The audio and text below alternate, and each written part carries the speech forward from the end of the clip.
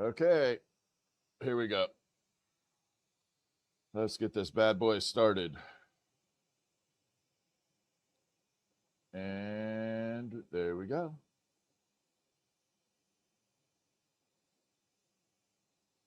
Okay, so right now I'm just trimming up this pen, hammer pen, and then we'll get started on the rest. Some boss loot.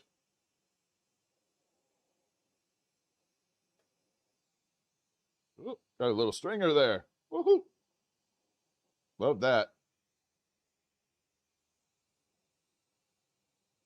All right, so we're doing the pen fitting. I'm showing you how this is done. So right now, when I do the end of the night, when I make the pens and I don't finish them all the way off, this is why, because sometimes this end is too heavy. So we're just kind of rocking it until I can hold it by hand and not a separate glass rod where it takes a chance on falling off. So we just kind of do it this way, and then I'll run it through the kiln later. But I got to get this really close now.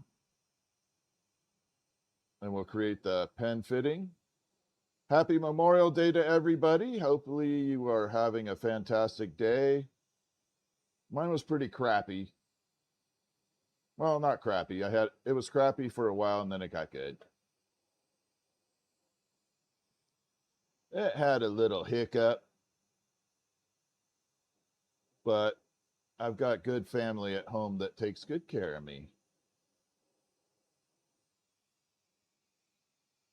Okay, let's get this buttoned up here. So right now we just have to get this opened up, just like that, and tap, tap, tap, opens it up.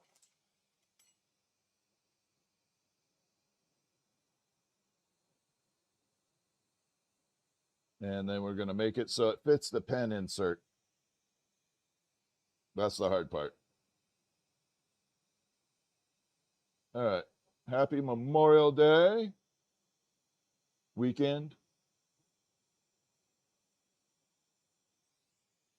And there we go.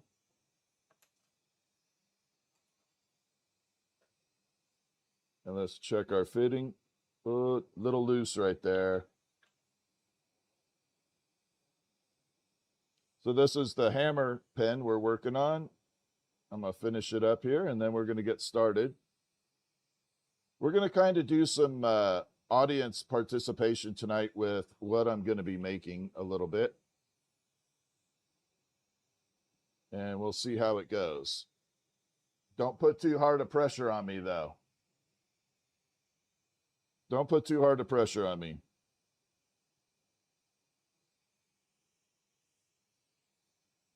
We're going to make it fun. Don't challenge me too hard.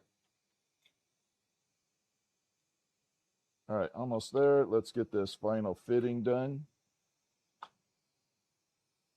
1 second here, and I'll show you this hammer, and then I'll show you the other one that's really badass. I haven't done a video on it yet. So that's the one hammer we did right there. It's sick. I mean, it's pretty freaking sick. And there's our side view. I think it's UV. I'm not sure. Yeah, so we do have UV running through it, the uranium. So we got UV through it, and then we gold fumed the top.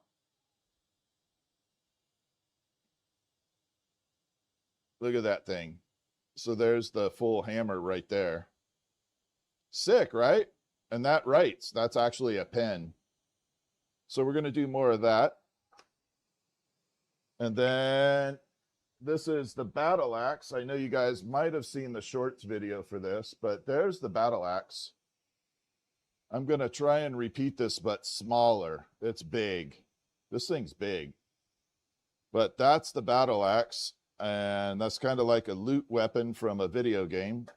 And that's the theme of tonight. We're going to be kind of making things that are loot weapon related. And then here's the other hammer I really like. So this is about the right size for a writing pen.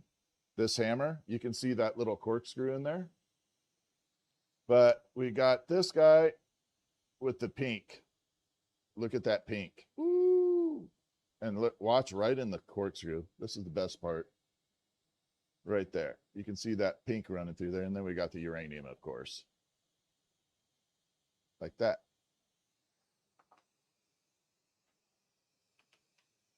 Okay, let's go back to a normal view and let's make something. Let's actually make something here. So I'm going to try another battle axe, but we're going to make it a little smaller. I'm going to change it up a design too. Well, maybe not.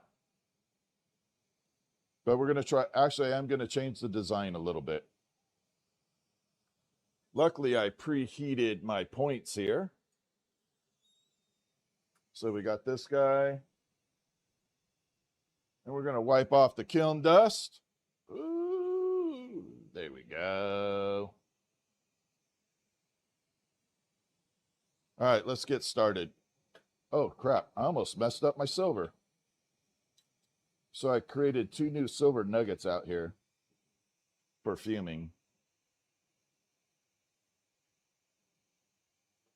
So I'm going to two-tone this. So I haven't done this. I don't think I've ever done this on this channel. I don't think I've ever done it. So we're going to fume the outside with silver, and then I'm going to shoot right in about 1/4 of this up here. We're going to shoot some gold and silver in the inside. So it should have a two-tone. The handle will be color, and then the top will be different.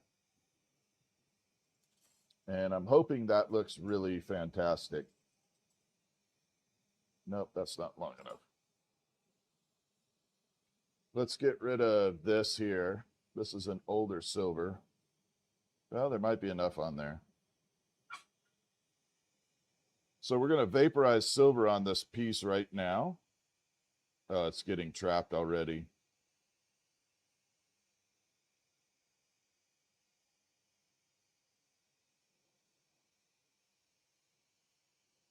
Ah.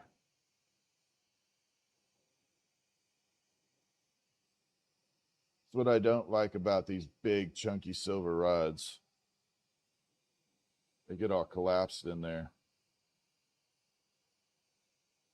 All right, let's get rid of this. That's garbage. Let's pick up a new chunk of silver. No patience for that. So we're going to pick up a little nugget here. Well, maybe. There we go. So I picked up a little tiny silver nugget. Hopefully the camera is going to allow me to focus right there. You can see it kind of sitting at the top up there. That little nugget of joy. We're going to bring it out and we're going to change the color. Do it up close. And let's create our first loot boss item. Ooh, that's a lot of silver. Then we're going to fire a little bit on the inside.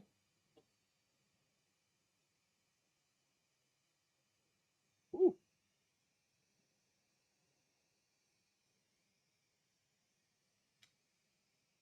All right, so pay attention to the color, okay? Doesn't look like much right now. Here we go. We're going to expand the flame a little bit, and I'm just going to fire polish this a little, and the color is going to get way different. And now we have really cool looking ambery tones. But when you shine a light on it, we get like that. You can see all those iridescent colors bouncing through it. That's from pure silver. And then we're going to fire some gold into the top. Not the whole thing, just the top portion. And then we're going to make this into a smaller battle axe. Smaller. Let's grab my gold. I did find my gold from the other day too. I actually was cleaning my bench and found it. Found that little nugget there.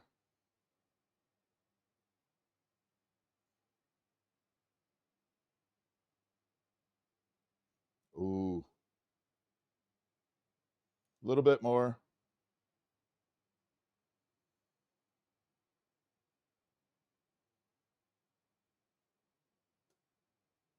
There we go.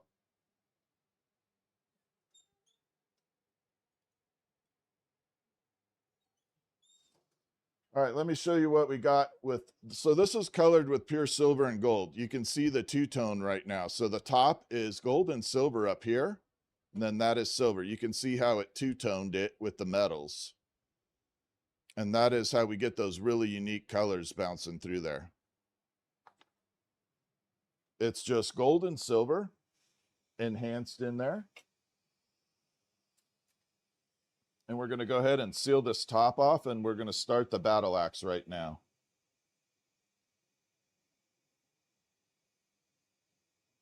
We're going to bring it in.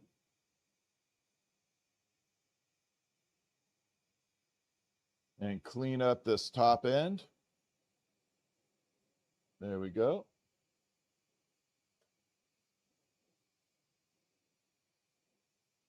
And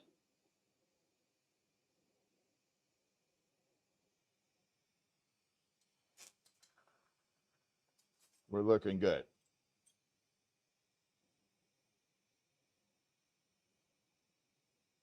All right, so I'm thinking of adding a little uranium to the battle axe. I don't know yet.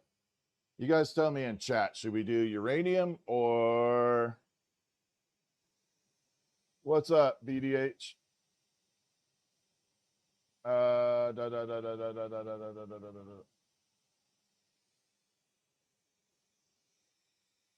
There we go. Are you talking about comments? Yeah, we leave the comments at the moment. There's a reason. I don't want to mention it right now, but there is a reason. What's up, Daisy girl? All right, let's get this battle axe done. I'm excited for this one. We need to make it smaller, though.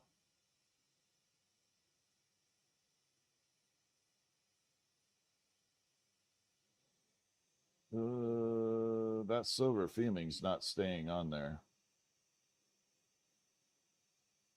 It's burning off.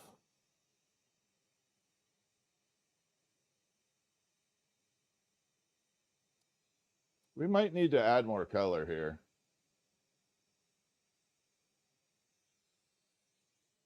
I think we do.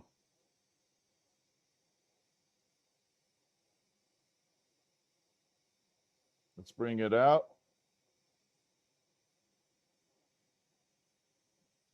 The good news about this pen, if anybody took your pen, you'd definitely be able to find it.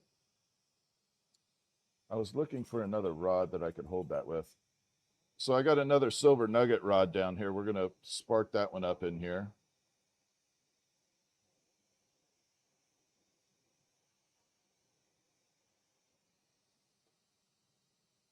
Pick up that silver. So when I say I'm picking up silver, it's literally pure silver. But the back end of this got a little clear. You can see it's more transparent right now. The top has the gold. It looks good, but the back got too clear. So we got to fix this up. Even though it's got that iridescence down there, it went completely blank. So we're going to put some more silver down in that area. And we're going to do that right now. We'll come up close and we'll add the silver right now.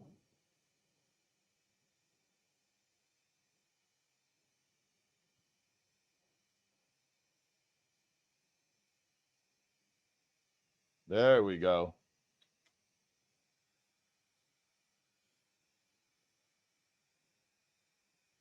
That's what I'm talking about. There we go. Now you can see we fully colored the whole tube. We got a lot more silver on there. The top will still remain that reddish color, but now we got all that running down there. Definitely adds in that little flavor. Let's put these in the kiln. And the one after this is going to be really sick.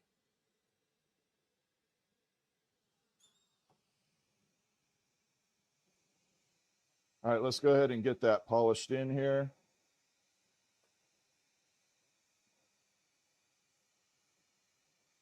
So I'm just kind of melding this color in, and then we will start forming it.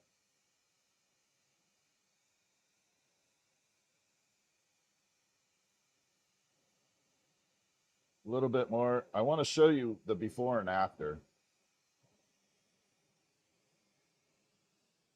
So there's the before right now. You can see we got a lot of color running on there. Kind of turns purple with the gold up there. Purple blue. And then we got that. All right, let's go ahead and form our actual piece now.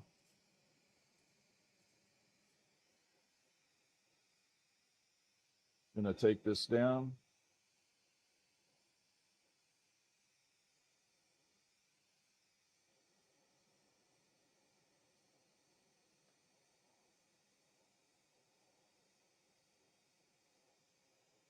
So we're connecting a holding rod up here so I can spin it and keep it rotating very even.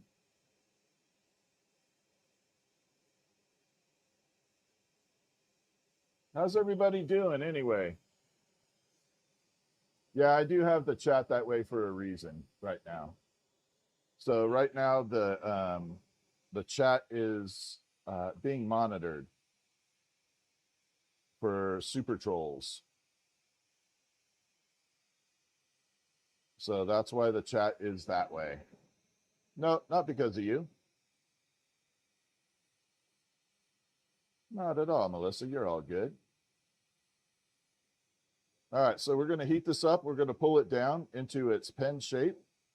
We're going to start the actual shape, and then we'll build the, I guess, the blade for the axe. And we'll see how that works out. So we're going to shrink this way down.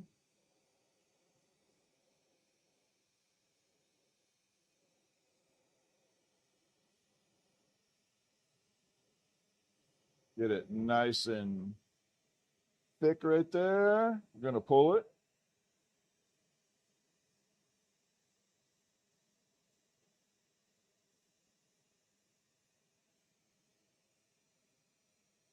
Keep it nice and straight.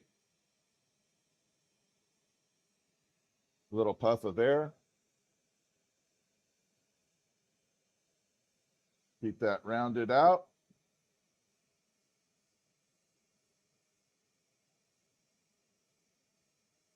Okay. So we're going to add a little ring in there in the center. I'm going to show you where it's at before. So you can see right now we have no little accents in there.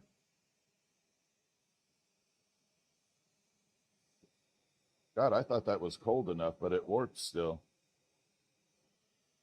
So we're going to add in a little accent ring. But before we do that, we're going to pull these little two sections.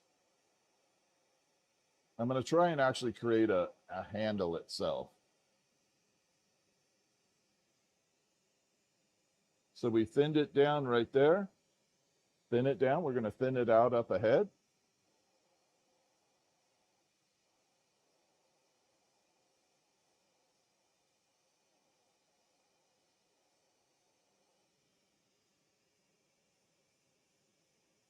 Like that.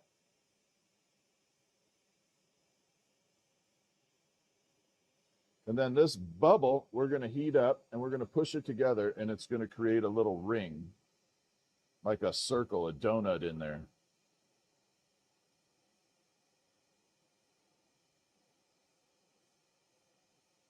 So you heat it up from the top of the flame and you just start gently pushing together.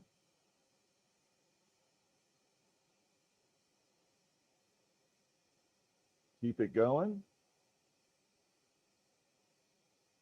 Except this one, I'm not going to completely collapse down. We're going to leave it a little hollow this time.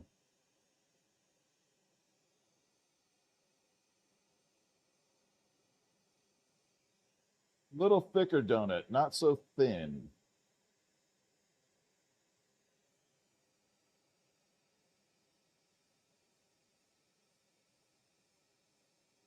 Like that. It's looking good. So there you can see we added in that little donut section right there for the handle.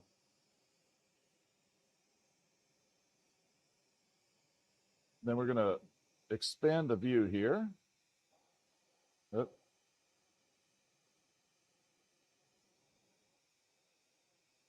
We're going to come up to the section that I did the gold with.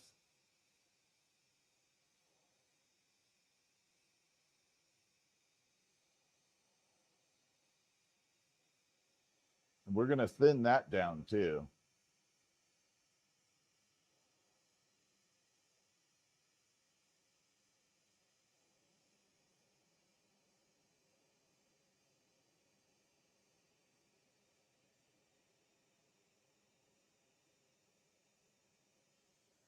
Like that.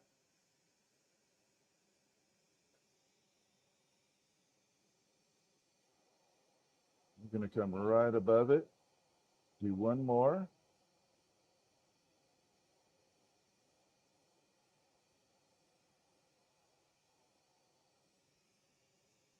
I'm going to pull that one down. So basically it's going in, out, in, out, in, out. And then we're going to come over to this section that has the gold. We're going to do that same donut look.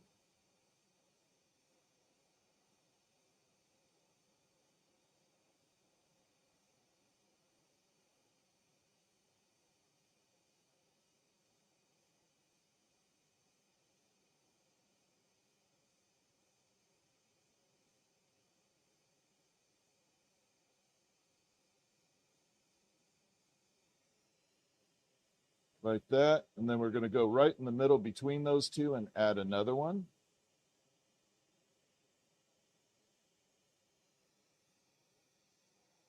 Up here.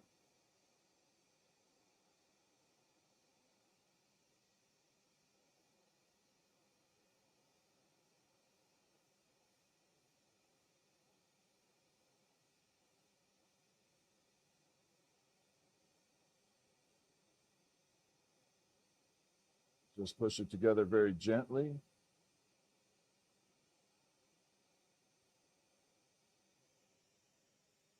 Like that.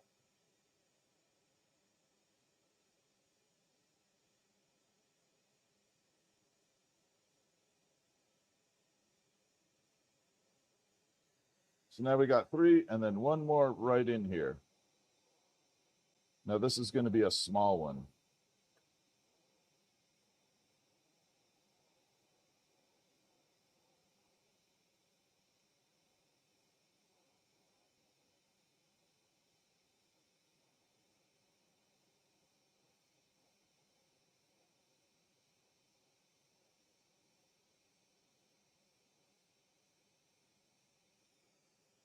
Like that.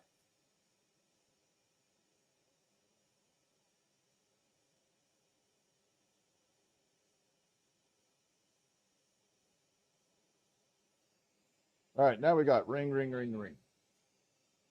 Come up here, and we're going to pull this down into a little bit of a spike.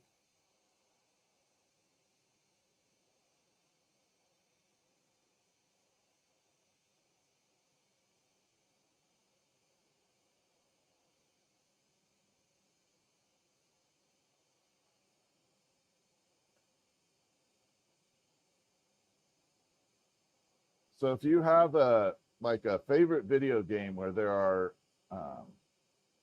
weapons or items in the video game that you really like that you think you may want to see semi-replicated in glass, let me know. I think it'd be cool to do some video game accessories out of glass, hence the name Loot Boss.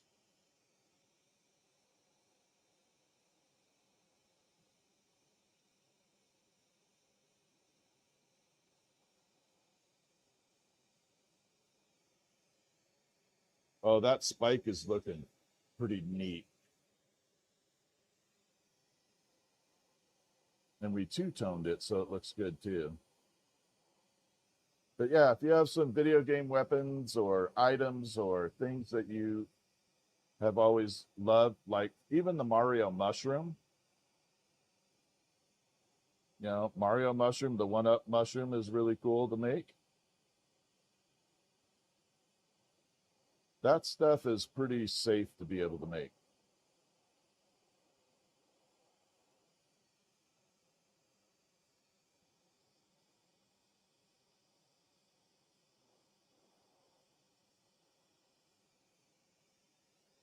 Okay, this is looking sick already. It looks really good. So there we are. Now we got that really golden section up there. We're two-toning, and you can see how the colors are transitioning down here. So we're going from like the golden cranberry, and we're working our way down into transitioning into a different color. And then when you hit it with a light, you can see it totally changes as we go through. This section I may fix a little bit, but I love this. We should probably fix that right now before I get too far. Let me just fix this little back end handle and we'll go from there.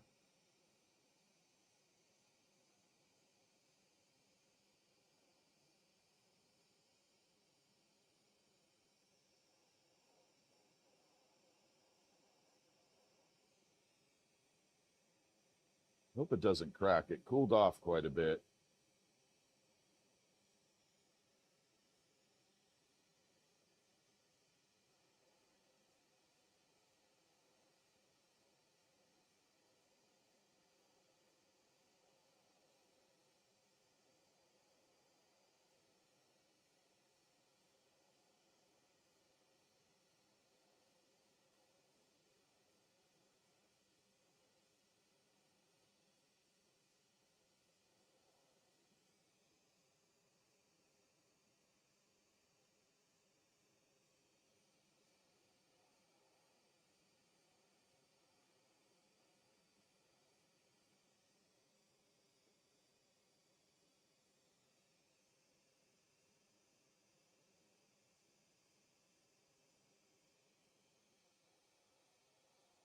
And then the last little part of it right here.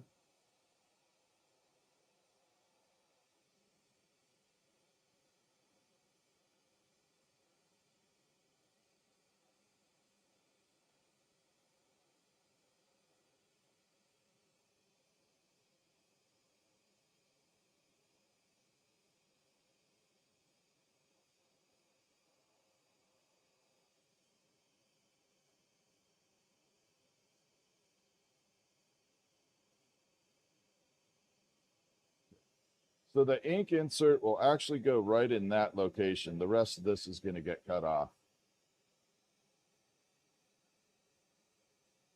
All right, now we can separate this comfortably.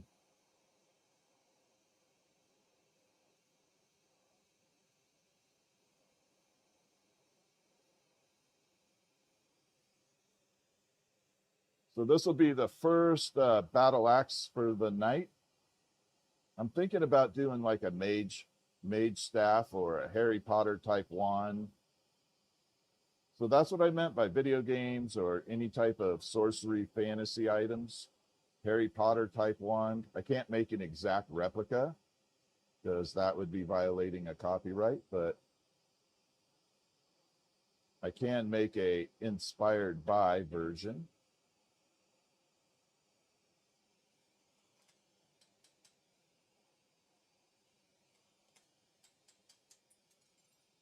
Oh, that went flying everywhere.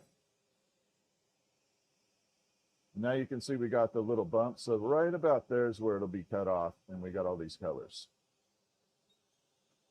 Let's put that in the kiln and get it ready.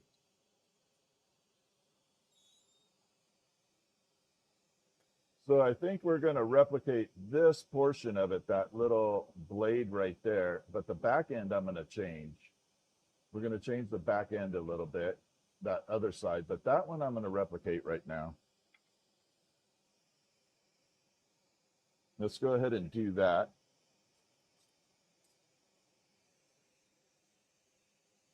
Make sure we don't have any blubs.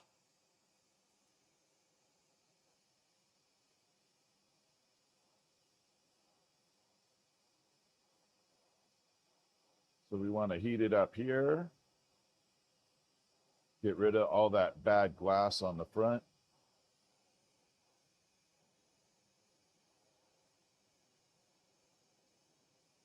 There we go. Anybody have tomorrow off? Anybody get the benefit of having tomorrow off? I hope so. A little bit of relaxation for you. A witcher sword. Oh, that's a great idea. Fern, that's actually pretty damn cool. I like that. Yeah, witcher sword. That would be really cool. I saw something about a diamond sword. I don't know what that is. But someone was talking about a diamond sword. I don't know what game that's from. 3 days until retirement. Well, congratulations, Groves. Then you get to go full-time glassblower, so you're not really retired. You're just shifting.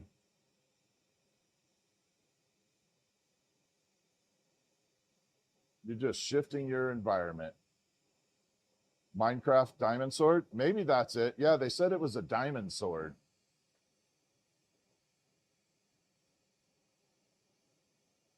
And here we go. I don't ever have days off. I'll be here tomorrow. I never have days off except Saturday, but I'm not really off on that day. So on my days technically off, I'm going through the studio, cleaning all the floors and kind of doing maintenance in here so that I don't really have days off. I don't really have a day off on that.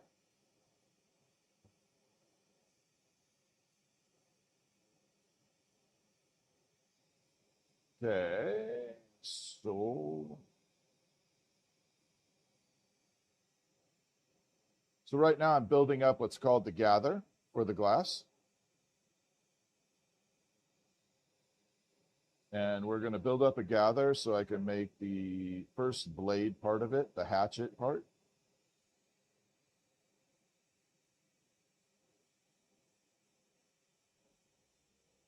And here we go.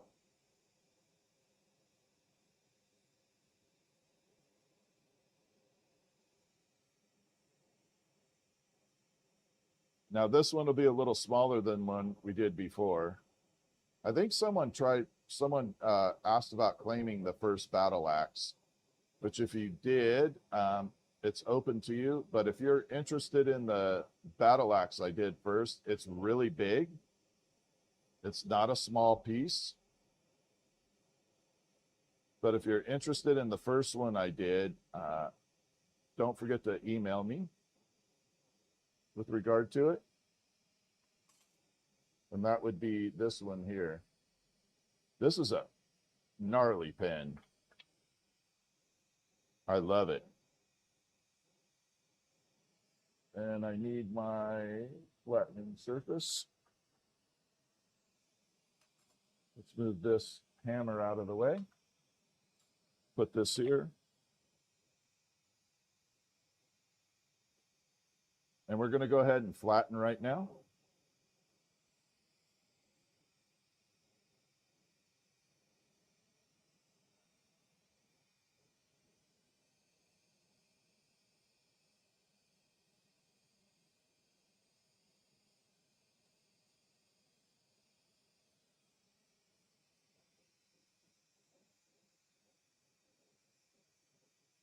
So there's our first step to making the axe portion of it. I'm going to try something a little different though. This time we're going to cut across this surface instead of trying to flatten it the way I did before with smushing it. We're going to go ahead and cut.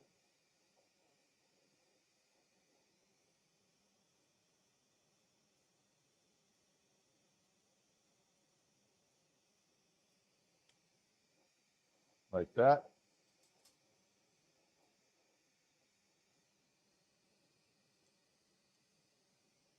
My little secret weapon there of cutting. So now we cut it flat, and that gives me a much cleaner edge to work with.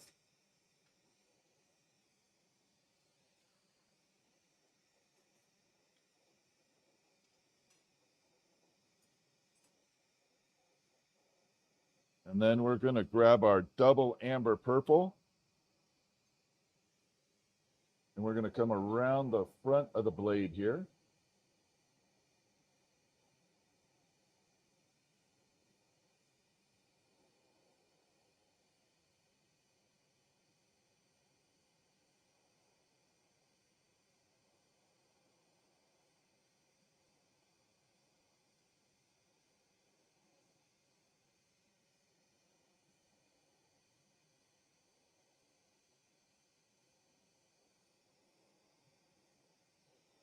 like that. So we just added color to the front. Gonna blend it all in there.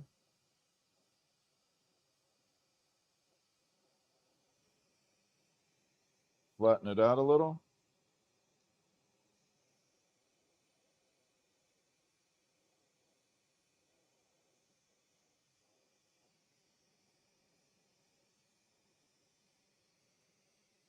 All right, so now we have the blade forming here. We're going to attach a rod here and here. And I'm going to separate the back half. I'm going to try this a totally different method.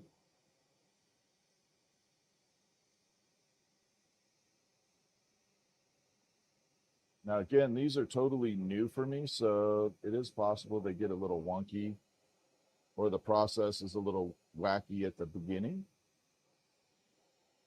But I can definitely do some modifications as we go. So I am literally in the learning process of making these. And you get to kind of see that.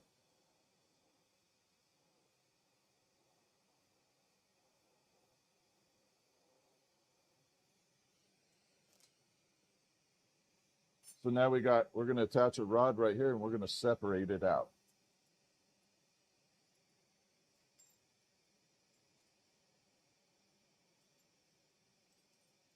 But I need a long enough rod to do that with, and it'll work.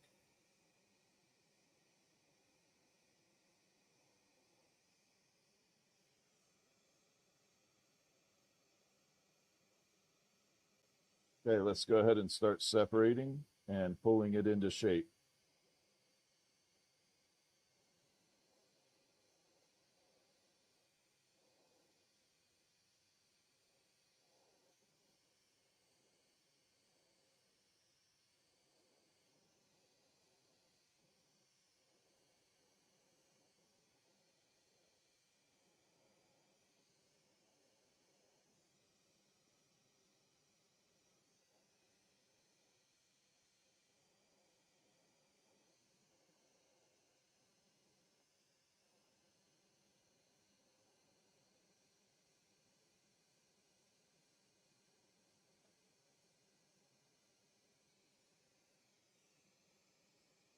So there's one half.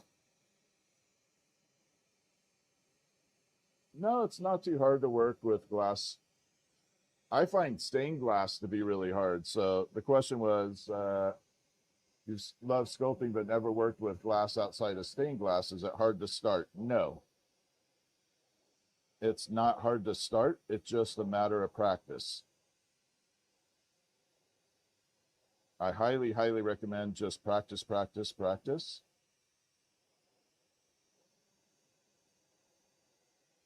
I did set up my Patreon, and we're going to start doing the basic glass blowing lessons and coaching on how to get started on this.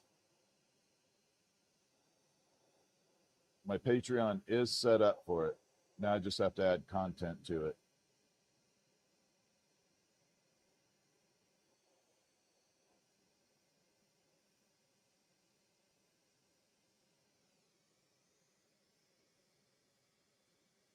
Look at that.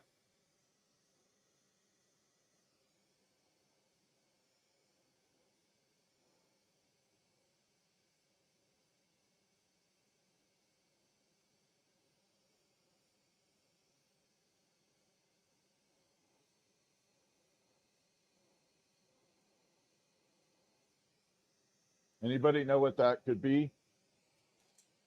So we're making the blade for the axe right now. But look at what that could be. Anybody recognize that shape? Could be an Oscar fish, right? Like the Oscar fish. Or a tang or some type of exotic fish.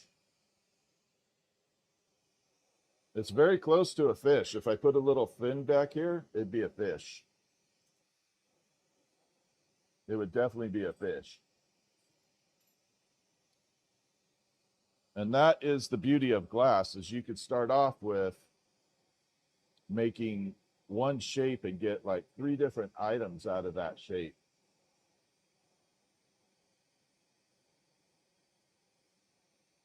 And that's part of my coaching, is I teach you how to get shapes done and basically start with one particular idea and transform it into 3 different ideas.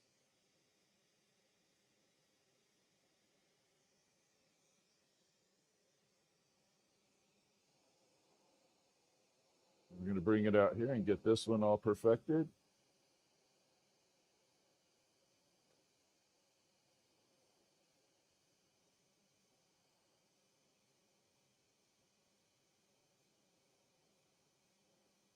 Pull it down really slow.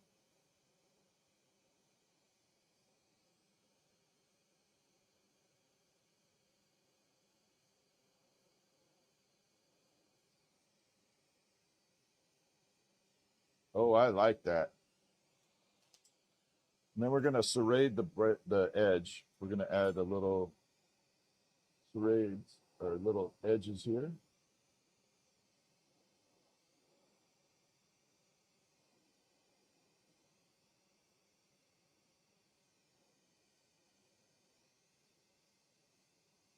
Little minor detail.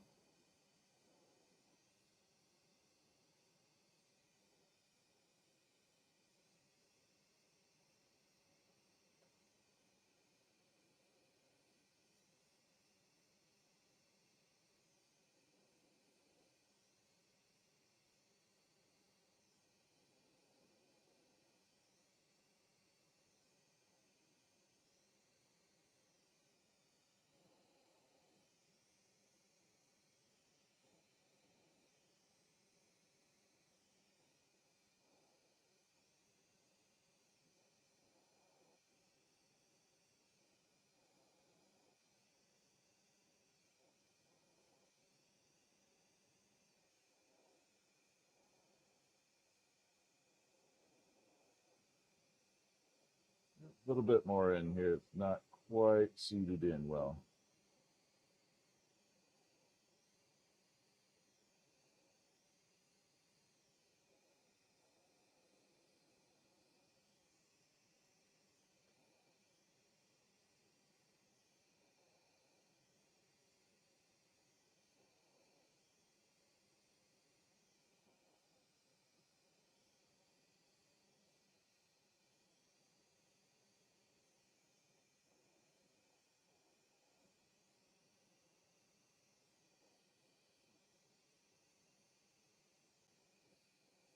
And I think that's good. So little details matter, but you can see we added the little edge on there. We gave it some texture. And then we got that color bouncing through there. Look at that color bouncing on there. Isn't that pretty? So we got a little edge of color to it. Just a little detail.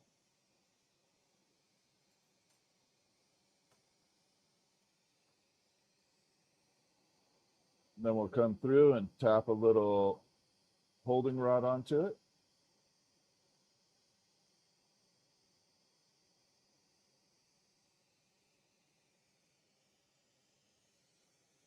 So that's just a little holding rod. We're going to separate it. We're going to put it on the actual pen right at the moment before I do the back half. I want to see what it looks like, and that'll determine how we do the back half as well. Like the opposite side of it.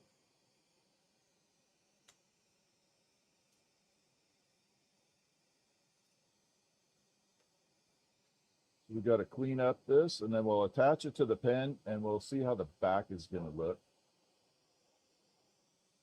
Clean up that right there. But yeah, if you have video game ideas, let me know. Like your favorite video games and what we have going on. Let's go ahead and attach this on here.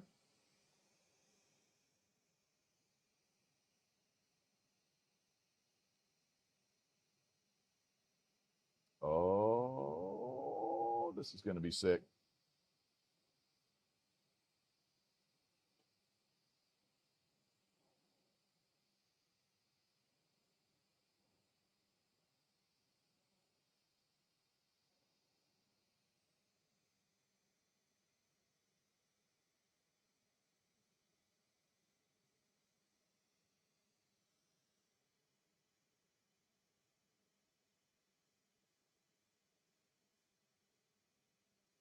Oh, that looks good.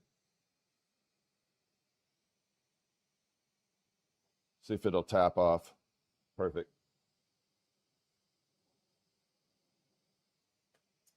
So there's where we're at so far. We got this guy added on. Oops, sorry, side camera. So now we got this one added on. And we're going to do the back half. I'm going to make the back half kind of spiked on there. So we're going to bring the back half and create a spike off of it. Not a blade. We're going to do a full spike.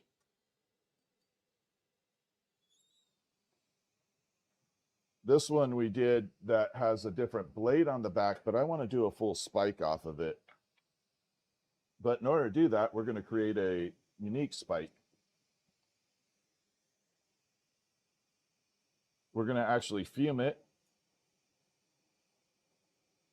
Add a little electrum on there and create a spiral on the inside of the spike as it comes out.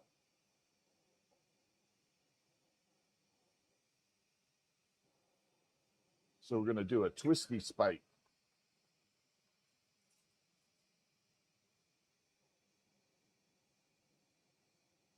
We're going to add a little color to it right now, like that, just a little bit.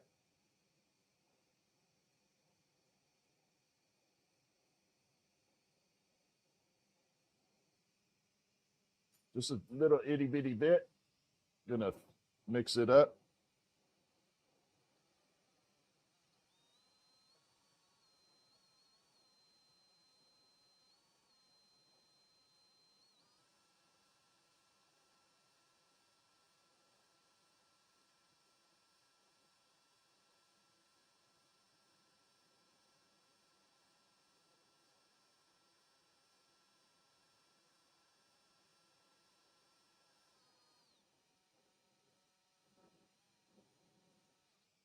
Okay, got that done. That was like the shortest drill mix I've done in a long time, right?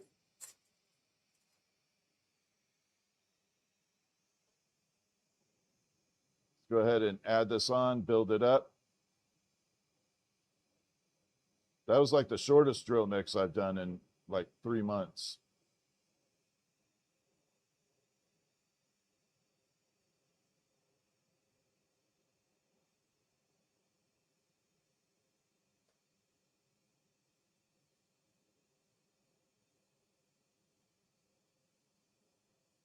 Okay, a little bit of clear.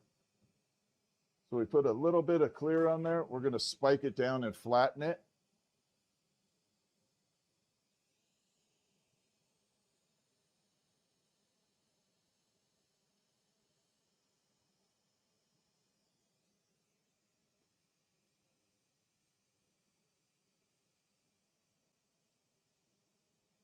And it doesn't have to be real perfect because we're going to be twisting it up anyway. But there we are with the color right there.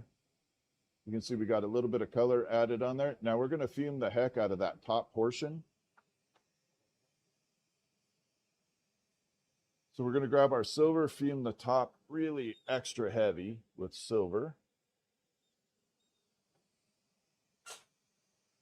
So let me show you what it looks like right now. So there we are. Like that. Now we're going to add a lot of silver to the front. Then we're going to encase it and then spiral it up.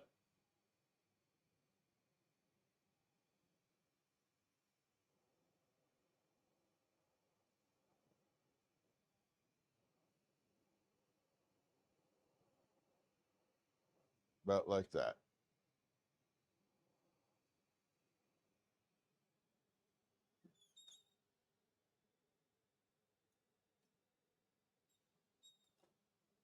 So now you can see we added a lot of color to the front up there. It's all very shiny. In fact, if I pulled it out to the side, you'd be able to see how much we added on there. See how shiny it is? Like that.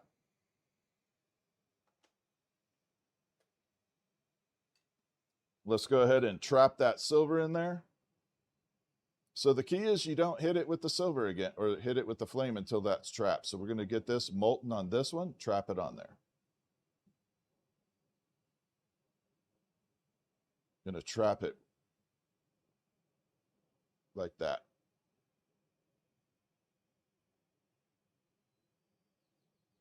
Then we're going to build it up. The only part about this I don't like is we're going to be pulling off about half of the glass. So I'm going to build a big chunk of it, and then to get the design, we're going to have to remove like half of it. But we'll save those halves for like a reclaimed marble, a remix.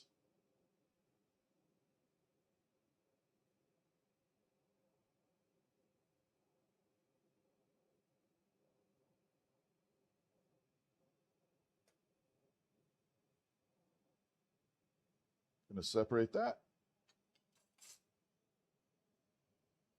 Move this hammer out of the way.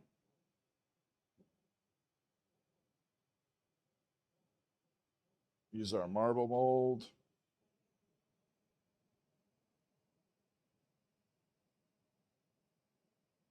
Smush it down. So we have that. So now we have all that color trapped in there. We're going to do the same thing to the other side, and then we're going to twist it into a spiral.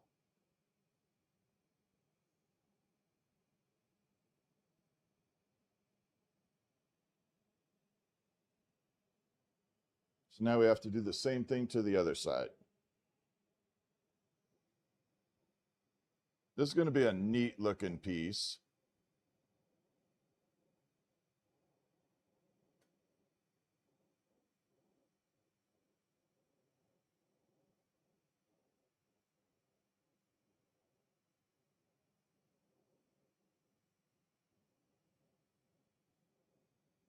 Like that. Trap it in.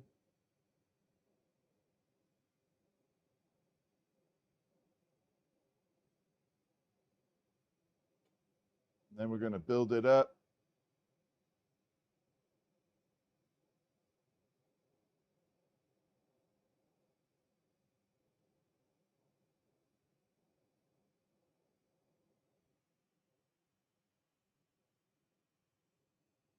Yeah, I need to make sure I didn't trap too much stuff in there.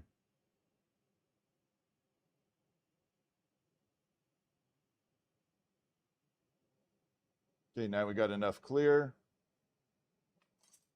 We're going to come back to the mold, flatten it out a little, and then we'll start the twist.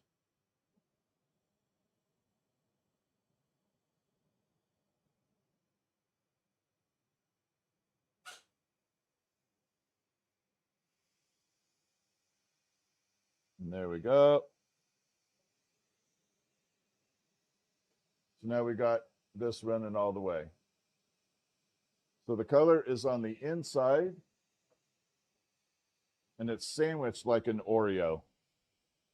So it's really sandwiched like an Oreo cookie, but you can see we got all the color trapped in there, and that is the little ring of color. That little dark spot is all the color. That dark ring is the color.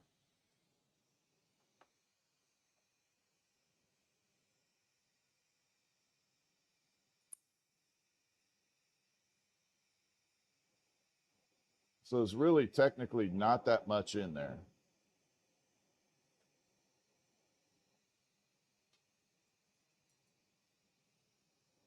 This little nub.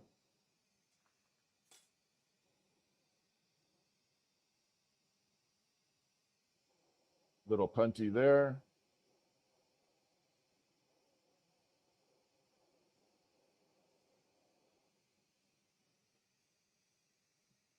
And then we got a weeble wobble.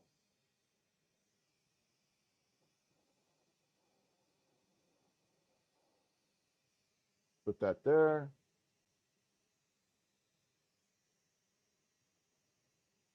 Break it off. And then we're left with that lollipop look. This is that same look that I use for 90% of my stuff where I do spirals. There we are.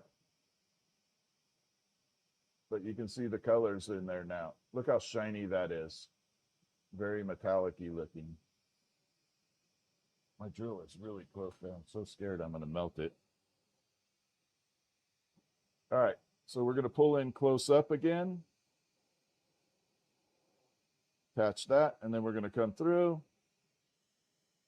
My focus is going to be in this middle section. So we're going to tighten this flame up a little. It's going to be a little loud. Apologize.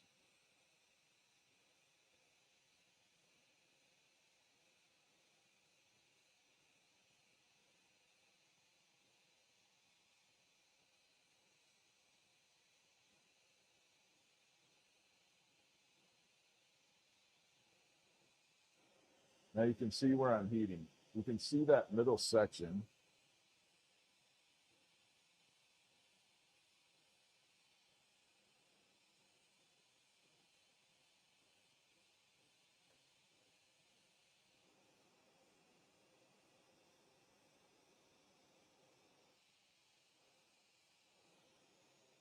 We're going to stretch out a little bit.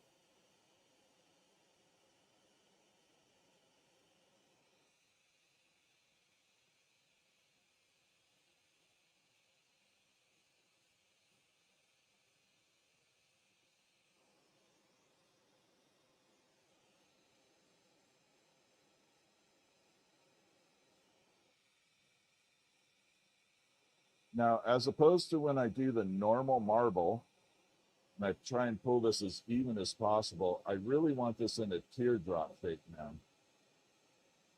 So I'm looking to teardrop it out like that. So wider at the bottom, thinner at the top. And we're going to start back here. And we're going to start twisting and get it a little round.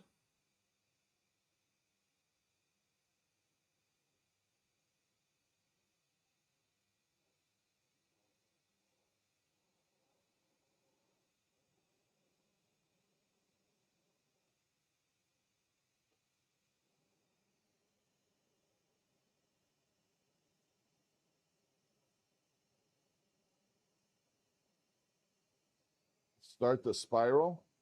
And then we're going to come up here and finish it off. So we're going to taper it down. Whew, wish me luck.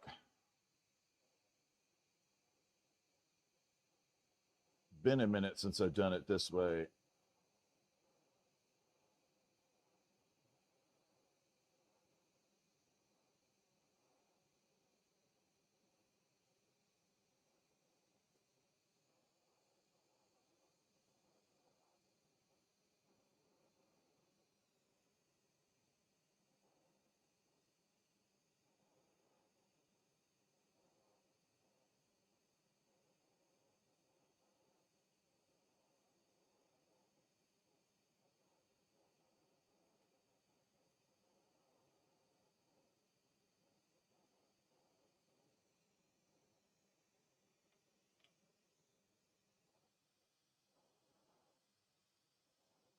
And we got success. So I'm going to bring it over here. Now you can see that spiral running through there. So that'll be the back end of the spike on the, it's not refined yet, but you can see the spiral. Let's go ahead and get it refined out a little bit here.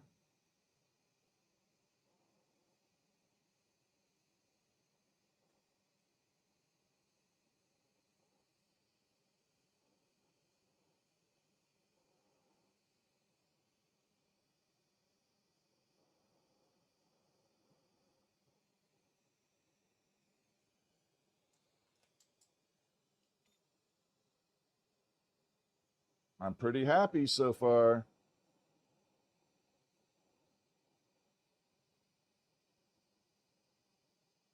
So we got this point done. Now we just have to do the back half. It's a little lumpy, so we're going to get rid of the lumps, and then we'll attach it to the pen itself.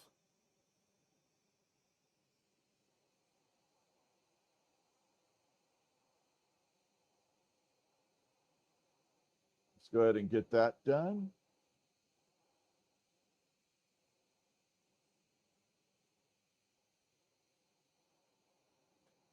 Okay, we're going to separate it there. Clean up this back end.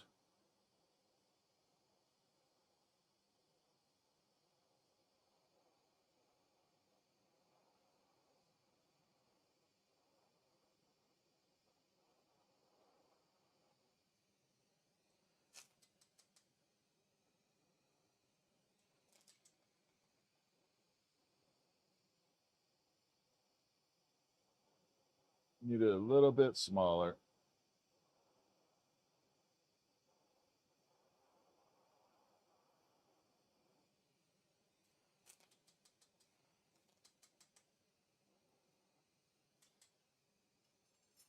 All right, so here's the spike before we add it. You guys ready? 3, 2, 1. There we go. Now we got that spike running all the way through with the little spiral. So we just spiraled that spike.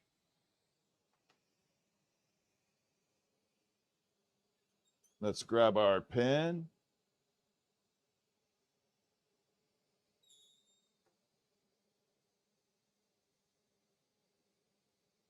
Actually, before I add that, I got to fix that. This blade's a little bit crooked.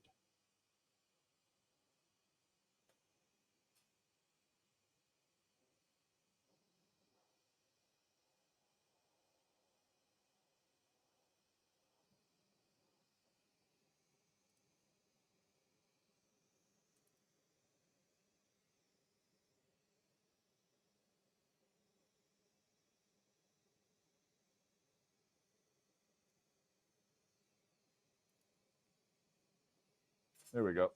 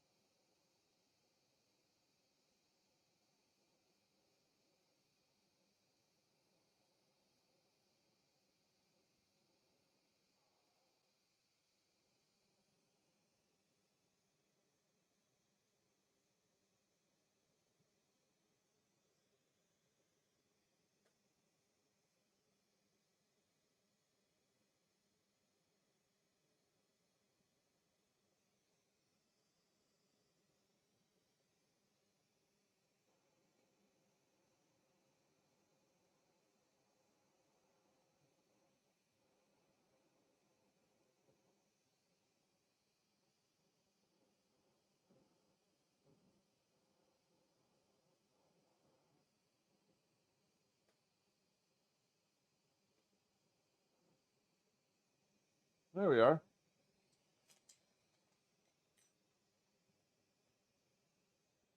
So now we got kind of like a little spiky on the end as opposed to another blade.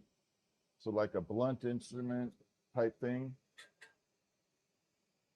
Like that. Definitely a different look to it.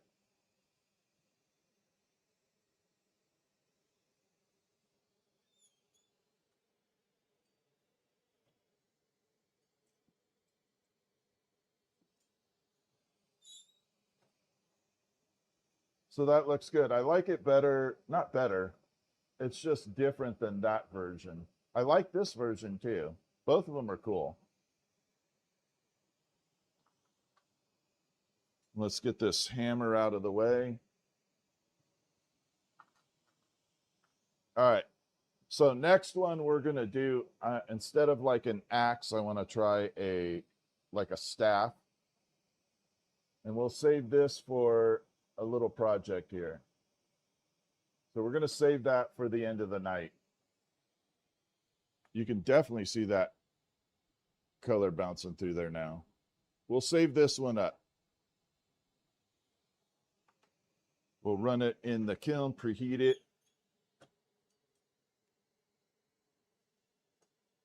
Nope, don't want that there. Okay, let's grab our glow-in-the-dark glass. So I'm going to try and make what would be kind of considered a mage staff. So like a mage's staff. We're going to use glow-in-the-dark in there.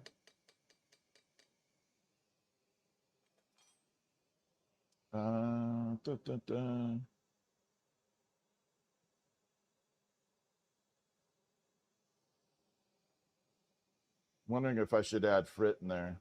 No, not right off. We'll do just pure glow.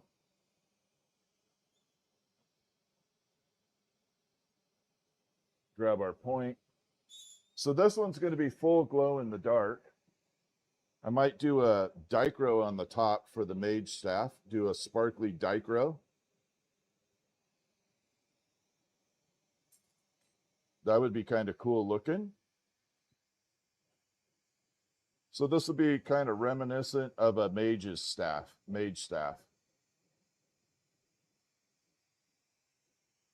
Actually, Red Squeak, I might actually make a few gnomes. I came up with a new idea for the gnome that no one else is making. So I might make a gnome, but it'll be different than what everybody else is doing.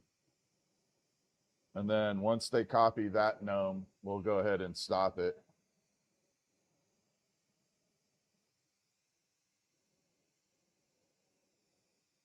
But for the meantime, I can make gnomes that no one else is making.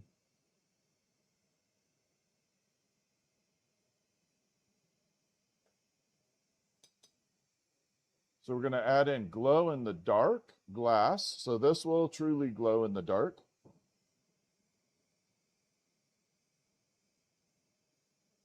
And I'm thinking about doing a dichro at the top of the staff, like a dichro disc with uranium.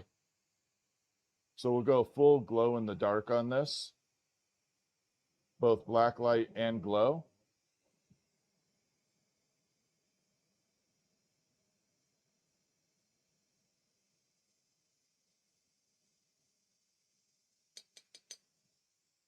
Which might be kind of cool too. So this will be reminiscent of a mage's staff. And I'm thinking about wands. I really think, what do you guys think of a wand? Like a wizard wand. A wizarding wand. A gnome like no other gnome, like gnome other. That's funny, Fern. Yeah, well, the problem I have is I always come up with these really cool ideas, and then you got people coming out going, oh, what a great idea. I can't think for myself, so I'll copy his. And everybody always says, oh, copying is the sincerest form of flattery. No, it's not. Just means you don't have a brain. I mean, if you're new to glass blowing, I always recommend someone copying other people's work to try and learn how to do it. But come up with your own ideas eventually.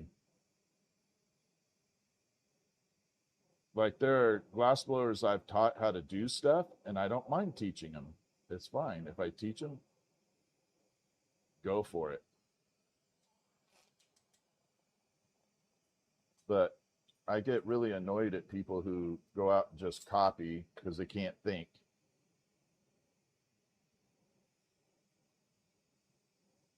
All right, so we got that tube all done.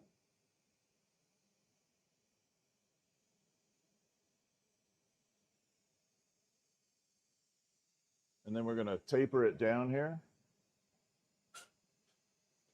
Do you consider inspiration to be copying? No.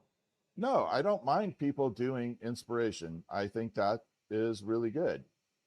What I'm talking about are people that do direct one-on-one, try to do direct one-on-one copying, and then they come out and either A, say they created it themselves, or B, try to, like, I don't want to say undercut you, but undercut you. And that's bad for the community.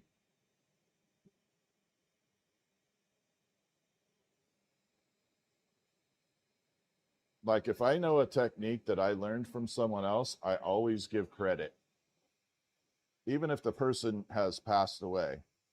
Like there are a few items I'll mention in here that I make, and I'll say it was inspired by or it was taught by.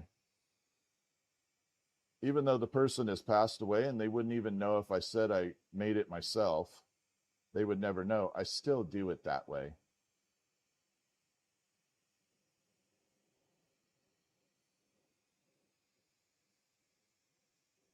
Okay, here we go. We got to melt all this in. We're going to blend it in, blow it out a little bit.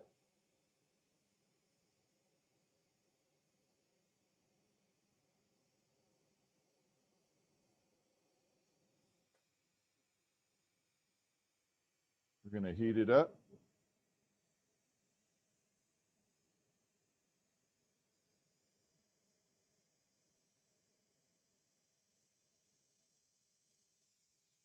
No, the copying issue comes from, like, I don't know how to phrase this properly.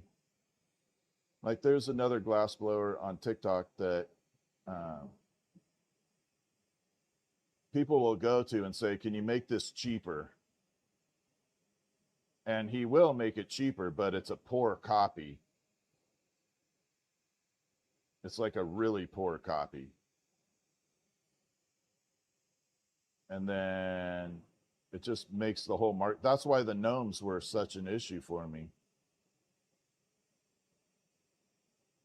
There are a million gnomes out there, but the design that I had, everybody copied.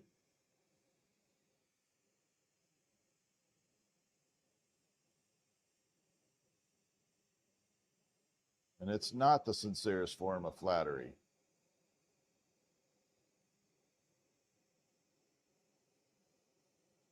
All right, let's get this done. I don't want to speak negative. We're going to make some positive tonight.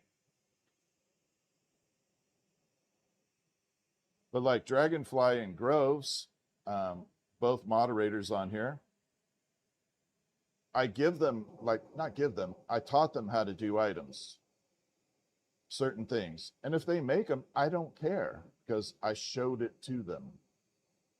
And I'm okay with that.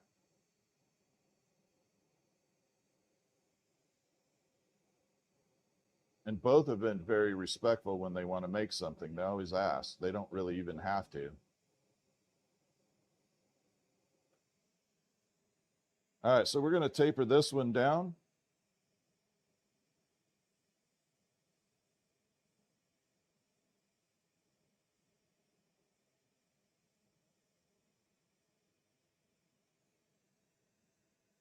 Then we're going to come right over here and taper this down.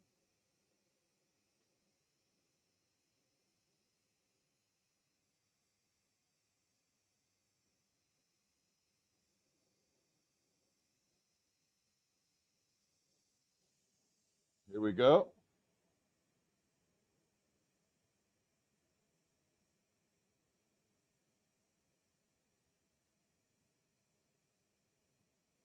So we're pulling this down. I'm going to pull that one down a little more.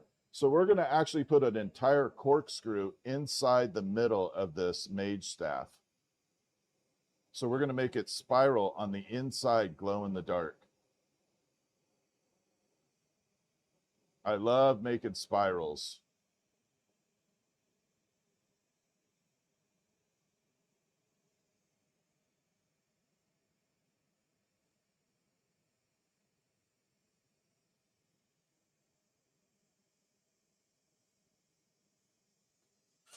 I'm going to come back here and make sure to keep this warm so it doesn't crack eventually.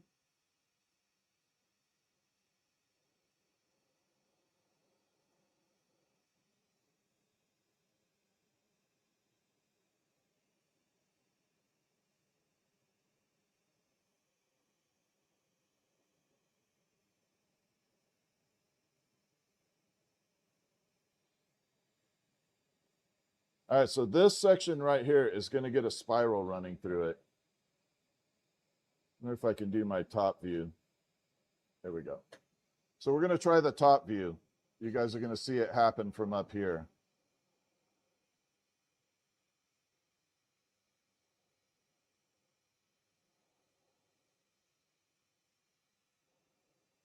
So you can see it's nice and flat right now, or not flat, but round. No corkscrew.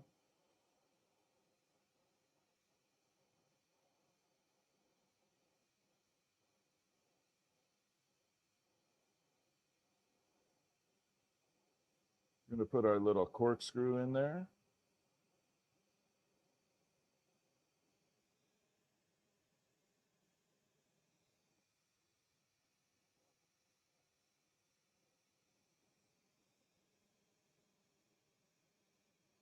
We got to blow it open a little. So the ink insert can go through. Hopefully you guys can see that corkscrew in there now.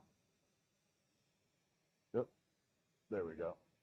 Like that. I got to get used to that camera, but you can see that corkscrew is in there now.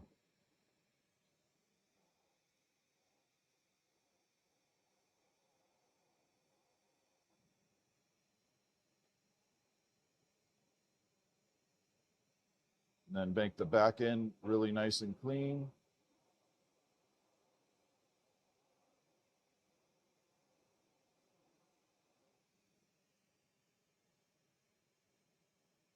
Like that.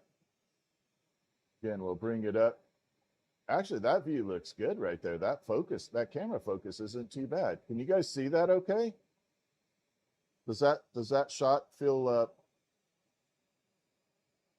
does that work pretty good?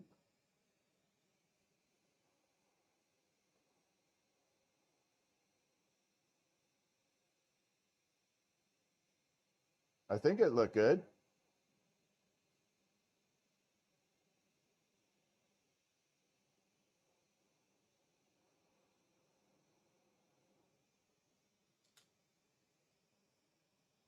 And there we go. That's much, much cleaner up there. But now you can see that corkscrew running through there. And that'll be the bottom of the pen. And then, yeah, we'll bring that right up like that. You can see it busting right through there.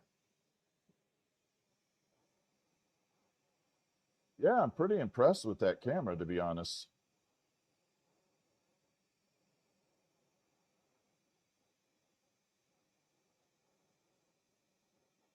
Then we're going to take this and we're going to open it up. So we got to pop a hole in it.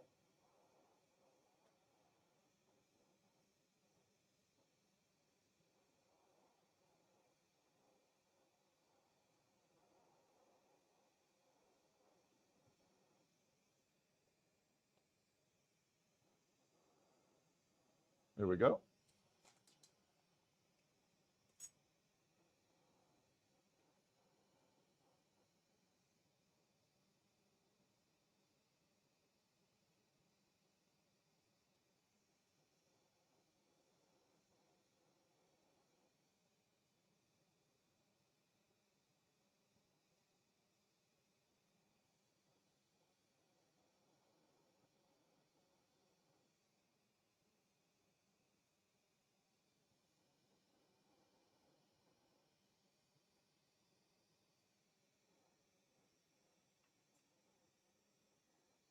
I might have to pull a little bit more off here.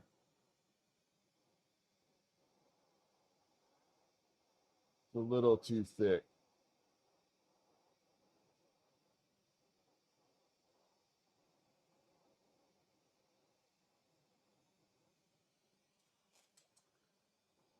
A little too thick for what I want.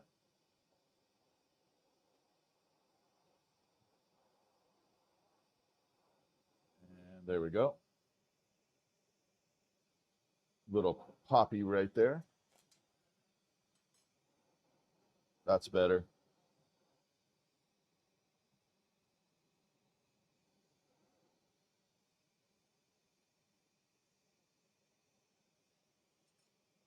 So what we did there is we opened it up. So I now have an opening right there, and then I can do the dichroic ball for the mage staff. So let's get that in the kiln for the moment.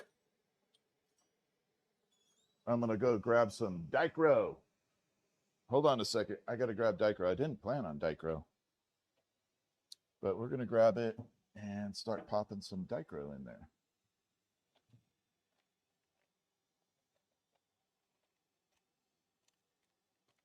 Ooh, I got a couple of cool pieces sitting in here.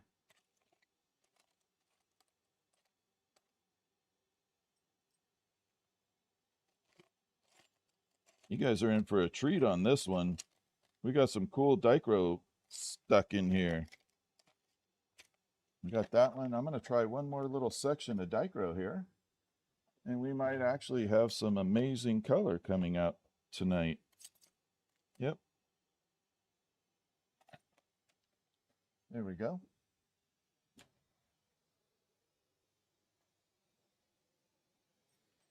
Got our little dichro.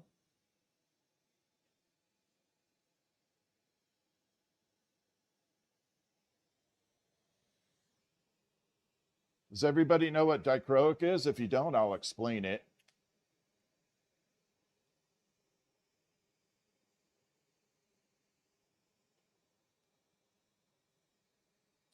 Mages have staffs, wizards have wands. So a mage can have a wand or a staff.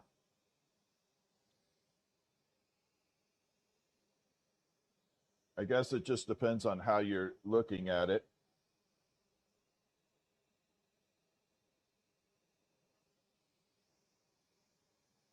So this is dichroic. Right here, I'll try and bring it in. That is the dichroic glass. It is almost looks like a mirror. So right there, that is the side that has glass, and then that has a metal coating on it. And the way you can tell is you can see that edge right there. Look at the edge. And then on this side, when you look at the edge, you can kind of see the glass transferring down to the bottom. I'm going to try and focus this in. So when I look at it, you can see that edge in there. Notice you can see that groove, that like little line on the bottom, same up there. On the dichro side, you won't see that. It just is flat. So a lot of people get confused about what side has the glass and what side has the metal, but that is the dichro, the glass side, because you can see the edge, and that one, it's just flat. So that's how you tell the difference when you start doing this stuff. You have to kind of look at the edge of it and determine what side has the edge and what doesn't. So this glass is going to turn into an incredibly sparkly glass. I mean, it's going to be super sparkle. But yeah, so we're going to be definitely doing that. And then you got mage staff, you got wizard staff or wands, and then you got warlock. Warlocks have all kinds of stuff. I know I'm probably geeking out right now, but I'm a video game geek, so that's okay. And then I tried this earlier today. I did a little sample test of something. I don't know if you guys are going to be able to see this. I don't know if you're going to catch this. Can you see? I don't know if you're going to be able to see it that well. It's got the little bands in there. There.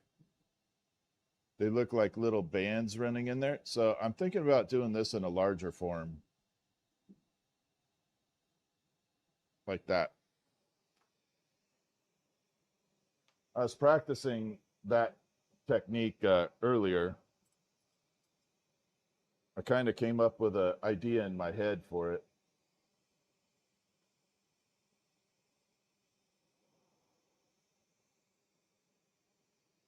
Okay, so we attach a little holding rod to the dichroic there. And then you always have to encase the dichro. It will not withstand the flame direct. What I mean by that is the dichroic side, the side that is giving it that metallic look, is made with multiple layers of metal and micro thin layers of metal, about 55 layers to be honest. And depending on how you lay the different metals down, you get different colors. So like if you had, I don't know this exact formula, but if you had like 10 chromium, 10 gold, 10 silver, and you laid them in a certain order, you get certain colors bouncing through. If you reverse the order, you might get different colors bouncing through. But they're all made with thin metals. So you have to encase it or the flame will burn that metal right off. And that's what I'm doing right now. I'm encasing it so that we don't burn all the metal off.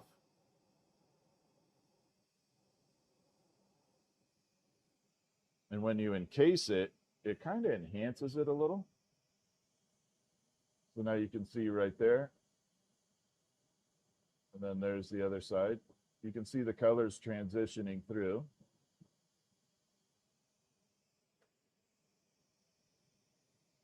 And we're going to go ahead and encase the sides of this as well. Normally you don't have to, but for this particular piece I want to do it.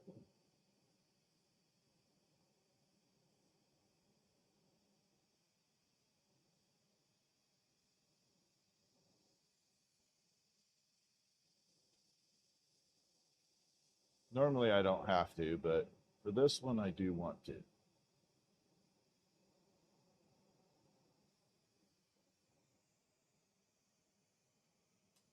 the last little tip and trick is we have to burn off the end. So right there, you can see where it ended. But right there, you can see a little micro bubble.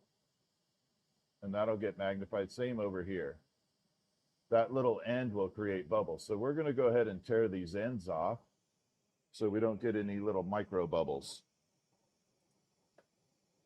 Because a little bubble with a lot of clear on it turns into big ass bubble.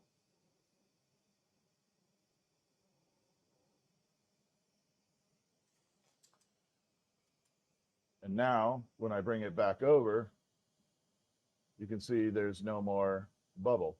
We just cleaned it off.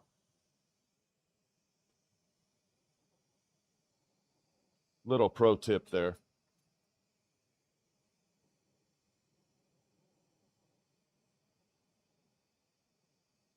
We're going to stick a holding rod and do the same thing over here.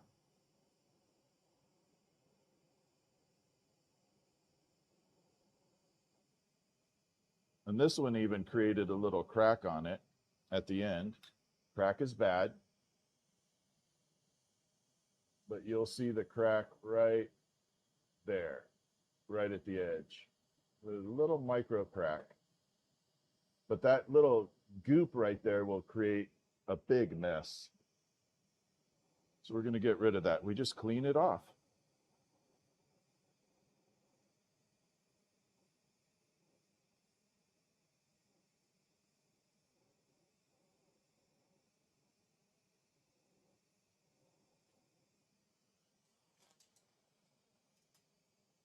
All right, last step here. I'm going to show you this before we get it super sparkly. Oh, look at how pretty that is. Isn't that color badass? But we're about to make it even better.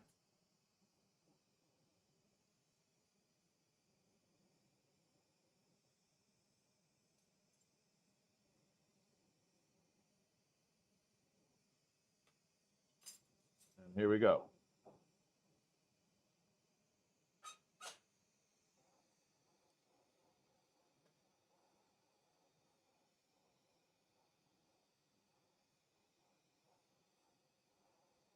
So what's going to happen here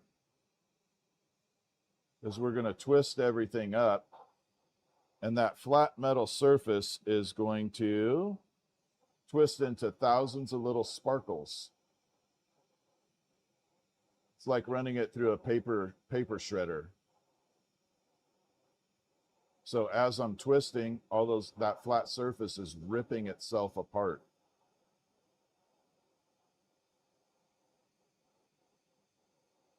And it literally is like a paper shredder.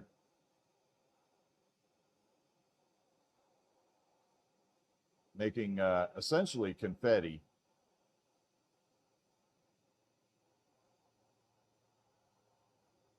$4,000-degree confetti.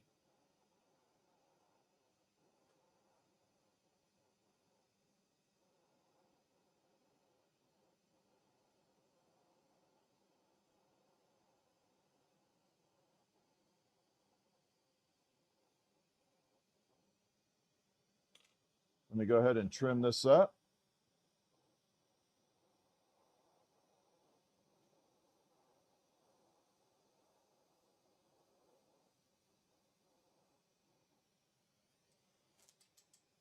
Then we're going to do the other side.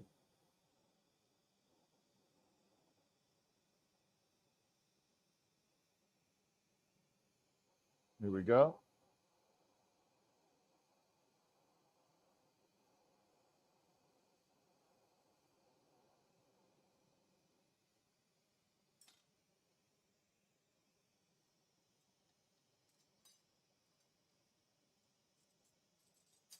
Grab a little tiny nub here.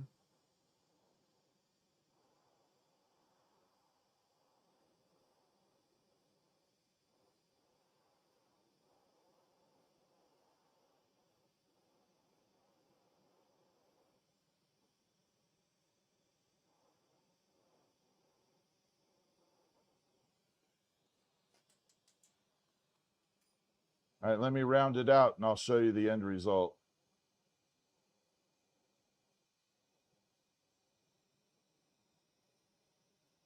Oh, we got a couple little bubbles still. Got to get rid of those.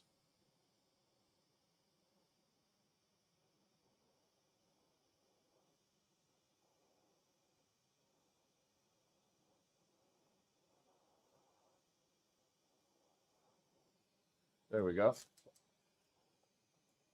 And we still got bubbles even after all that preparation. Then we're going to go ahead and smooth it out.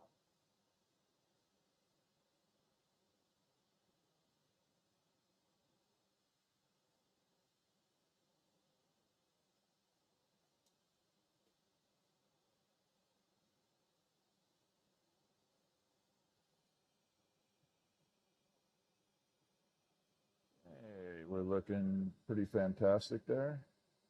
I'm going to use my marble mold here.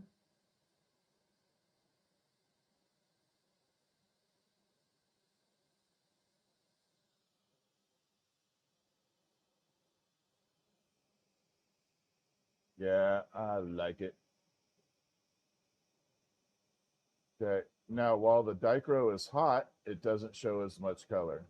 When it starts cooling off, the color will start bouncing out in there. Might be able to get a little light on it. You can kind of see the blue starting to get in there. But it's definitely got 1,000 little sparkles in there now. Now I'm going to do the other side up. And by the time I get this a little cooled off, it'll look better.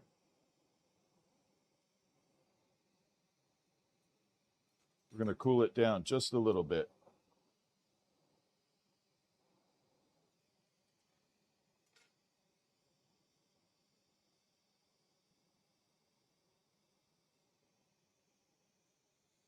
We're going to come over here and do the same thing.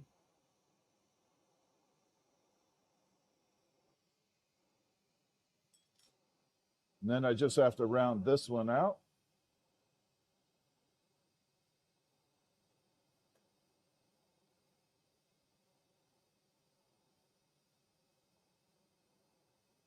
I'm not trying to go super fast tonight. Tonight is my relaxing night. If you're looking for projects to be done super fast, this isn't the stream. This is just kind of chill, relax, make some cool stuff.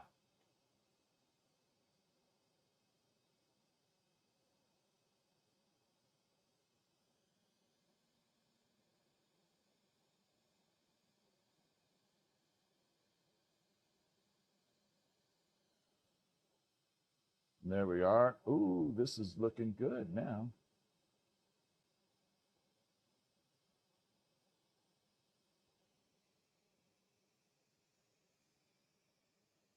I'll bring this back up. So from the side, you're going to see all those little spirals running through in there.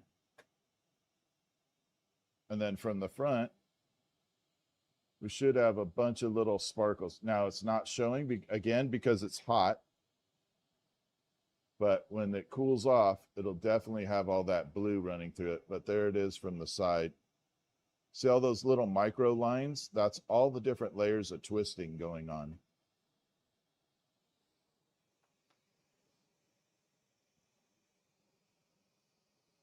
And then we're going to attach it to our little staff here.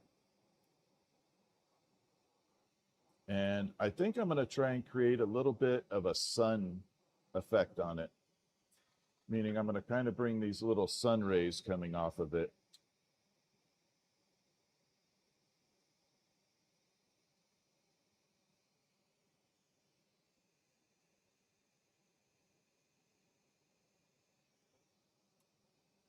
Here we are.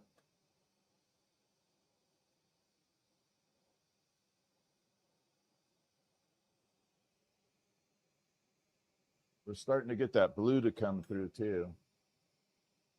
So we got a little circle going right there. And I hope we can get a little bit of blue showing through there. Some of the blue is just starting to pop in. And it'll get much, much brighter as it cools down.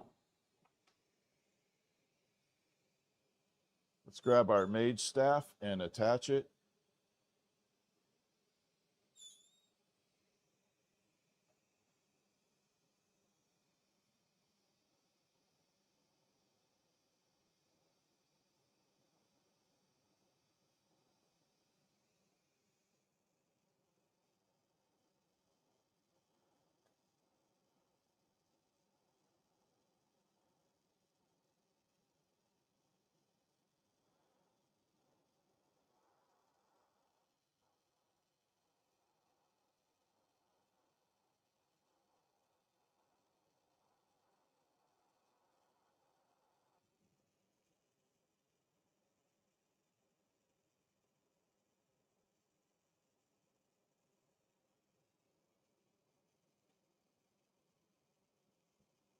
It's almost like a crystal ball at the end of the mage staff.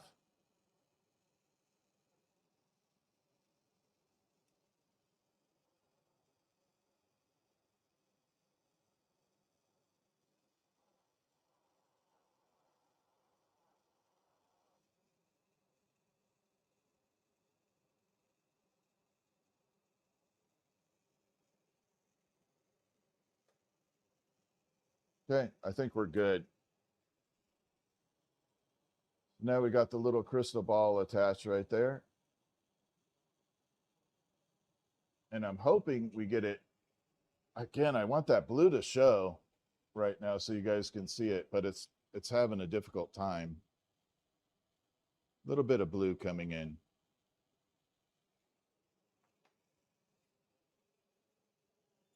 Okay, we're going to park that in there.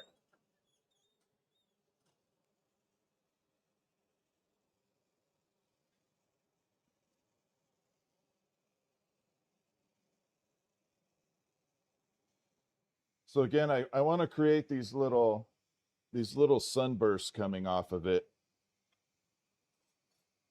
In order to do that, I want to do it out of blue. And I would like to use the electrum. So we're probably going to have to do a tiny little drill mix of color. And then we'll see what it looks like. I want to kind of get that blue effect.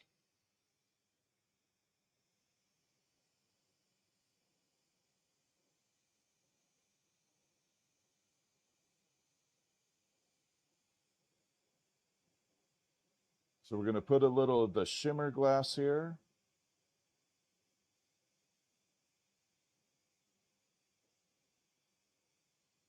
Like that.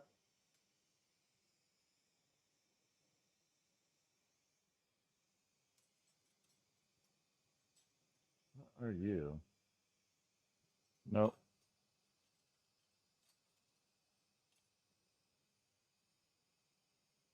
Actually, red would look cool too, though. What do you guys think? Red or blue? Red or blue for the little sunburst? What do y'all think? I'm going to hold off for a second. I'll let you guys vote. Red or blue? Type it in chat. TikTok, we got 2 blues coming through. So red or blue? You guys decide. Oh, we got some colors coming through. Oh, now it's evening out. Blue is getting a little bit more attention. Candy apple red. Yeah, I do like the candy apple. I think blue is winning, though.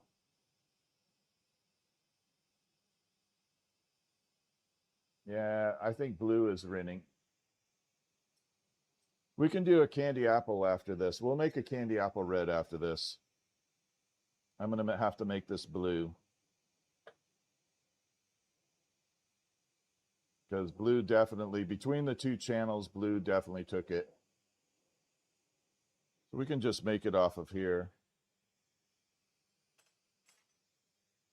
Add a little more electrum. I'm going to make a little extra blue than I need.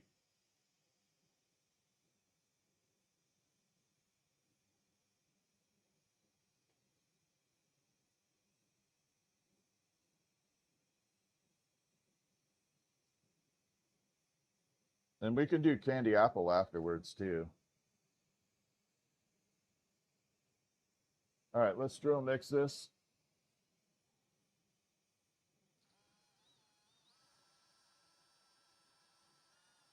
The red's done differently, though. We have to make the electrum and then pull the candy apple. We have to put red over the electrum color, the liquid metal look.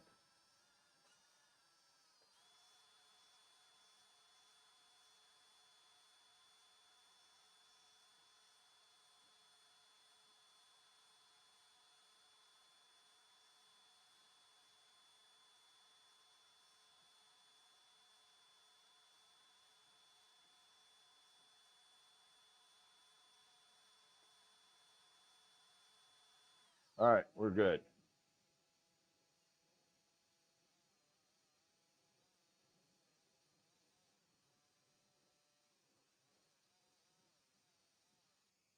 Well, that got a little short.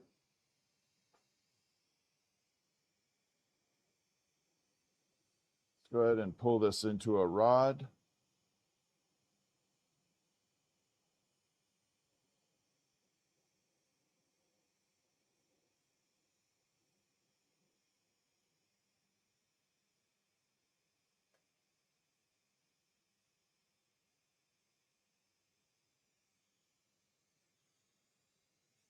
I got to worry about my camera now up above. I'm so worried about hitting it with these rods.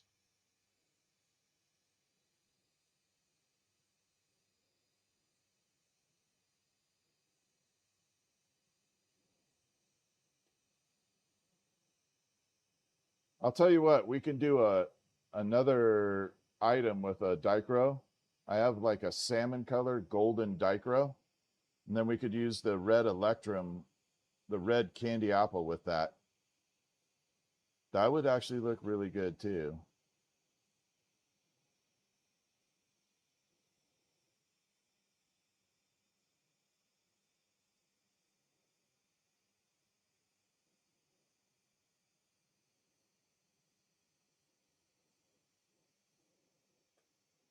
This color is pretty wicked though.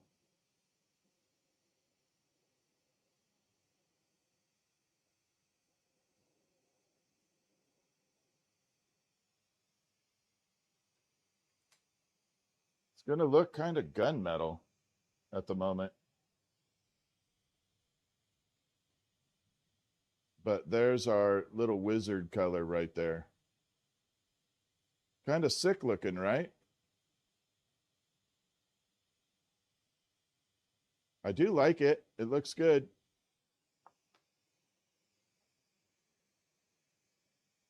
All right, let's create our little sunbursts.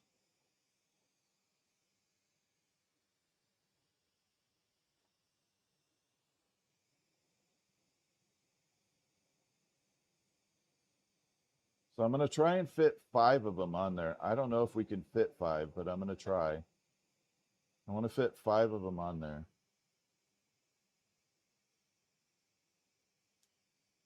Nope, getting hiccups. Damn it. Move our glow in the dark out of the way.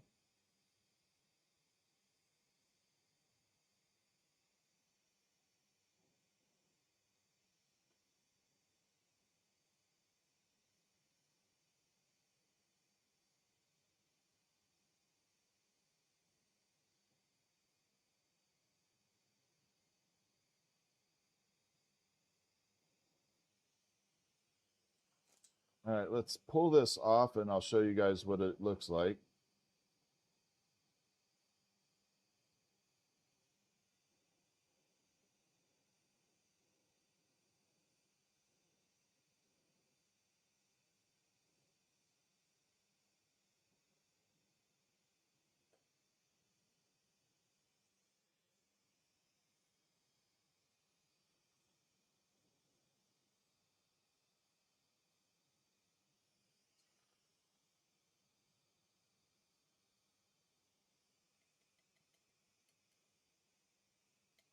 Get off. All right, I don't know how well this camera is going to pick it up, but there, you can kind of see that little sunburst look right there. And I'm going to make 5 of those and attach it on. Let's go ahead and do that now. What's up, Flamin' Jesus?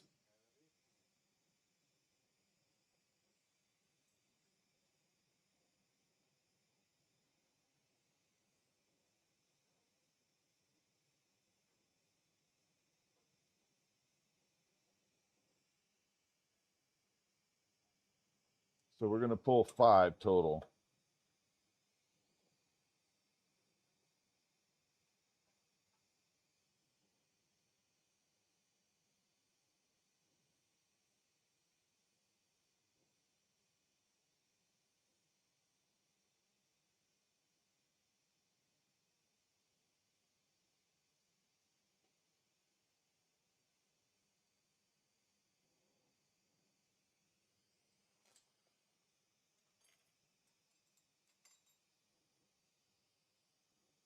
Nope, can't do it that way.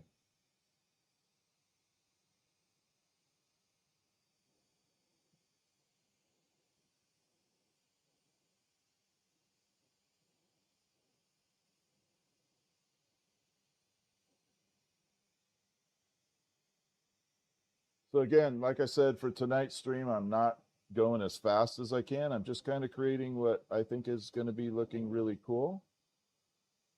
So going to be fun. 3 more to go. We'll go pretty fast here.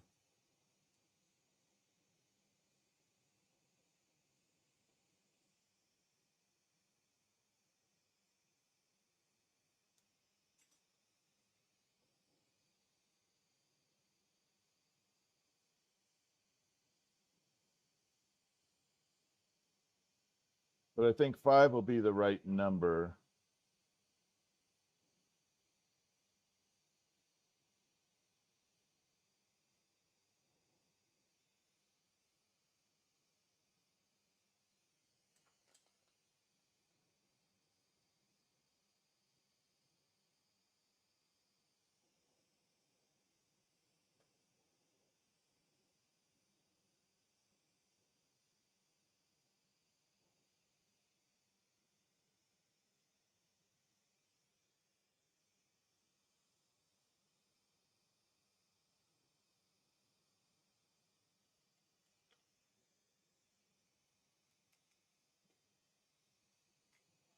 Okay, 2 more to go.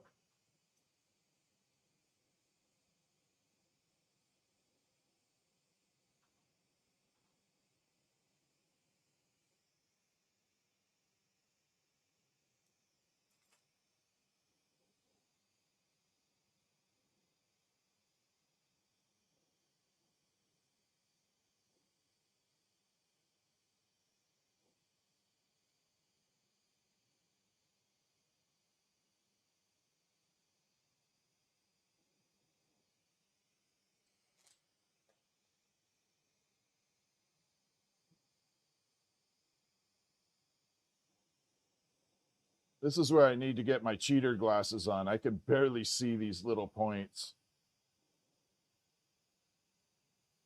This is really hard to see.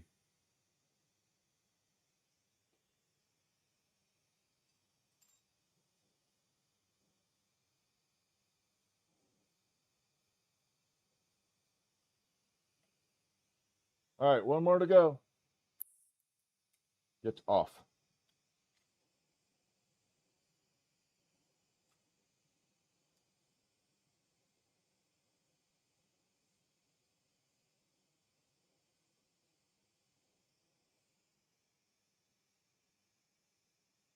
So this one we're going to make a slight bit bigger because this will be the center flame part. So this one will make a tiny bit bigger.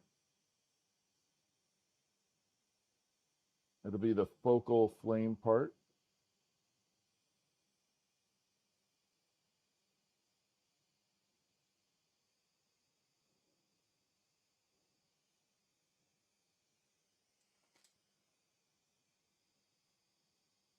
I hope I can fit all these on there. That's going to be the trick.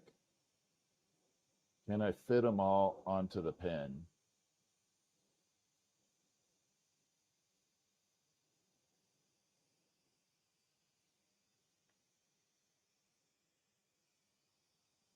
And that is going to be my challenge.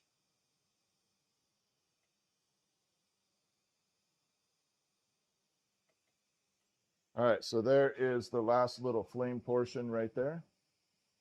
Now, it doesn't look very spectacular right now, but when you put some light on it, look at that color. Isn't that just like super shimmer when a camera decides to focus? All right, let's grab our mage staff and put it on there. Gonna go to a micro flame.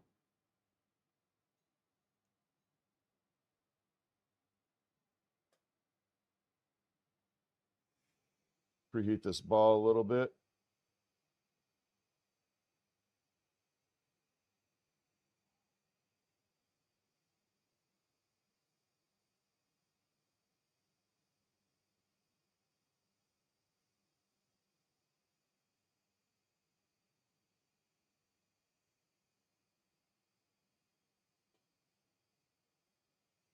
Okay, there's number one.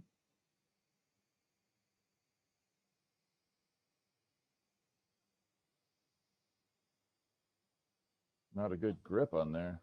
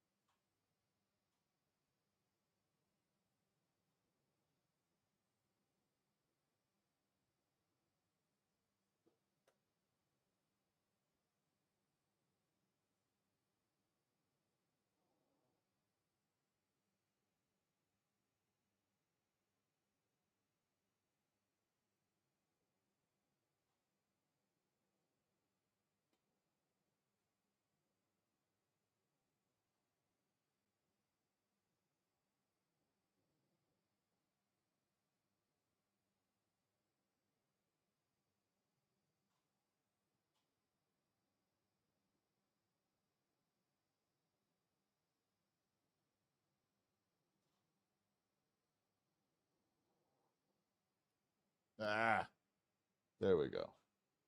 That one went a little wild on me.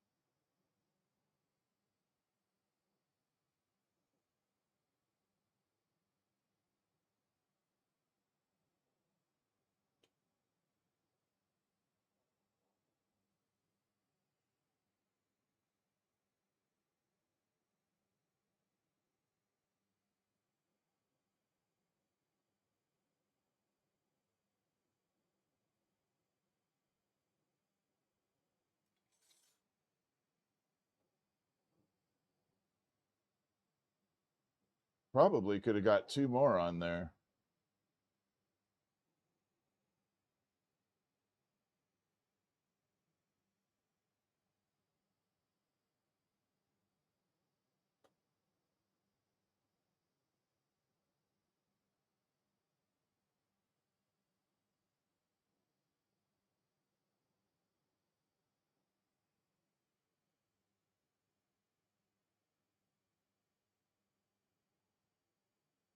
Yeah, I think we need to add two more.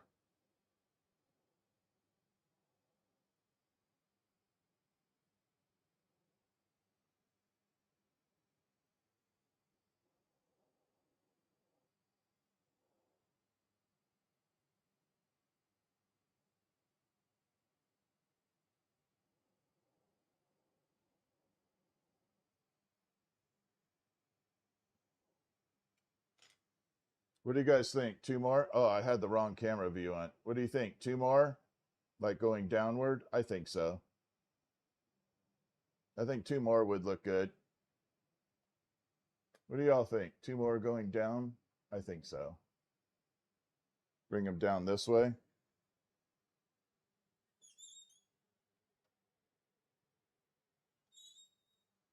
Yeah, I think two more would look good. Let's do that real quick. What do you guys think? I like that design. What do y'all think? You approve of it?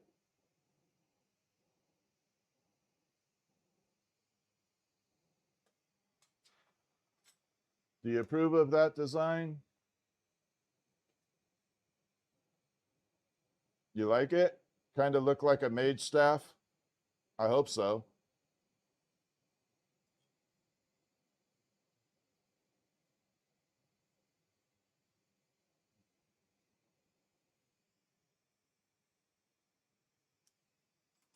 Now the key on this is when you go to pull these little flame extensions, got to make sure you don't flatten too flat. You don't want it super, super thin.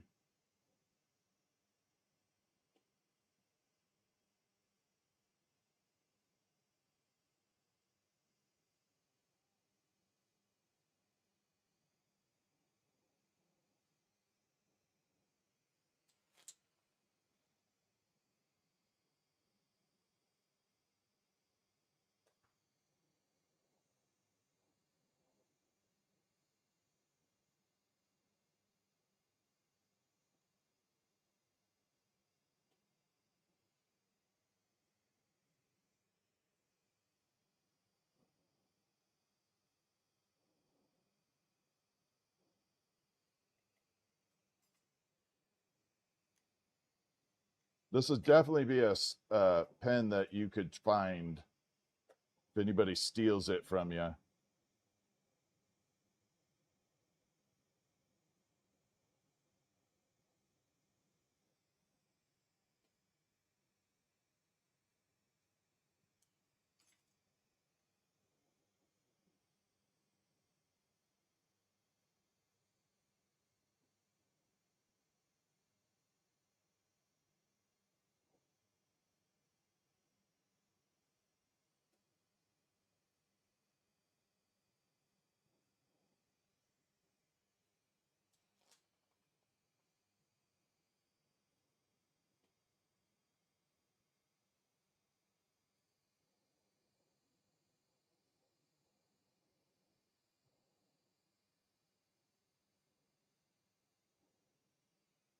Luckily, I pulled that extra blue.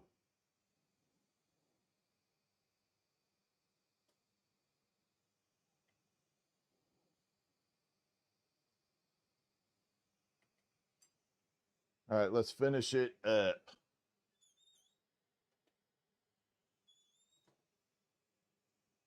Now this is going to require a much tighter flame here.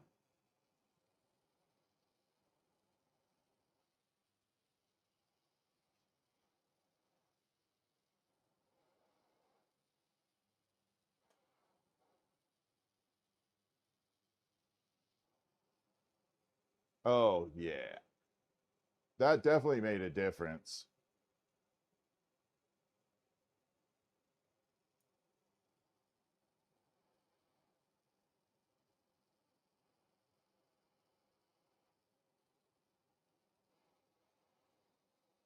Yeah, that was the right call.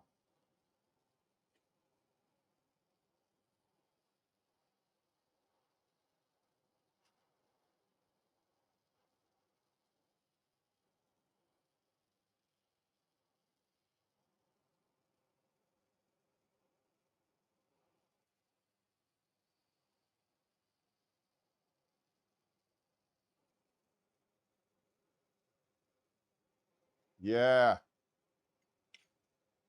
that made a huge difference in the way it looks. That's going to be one sick, wicked pen when it's all done. There we go.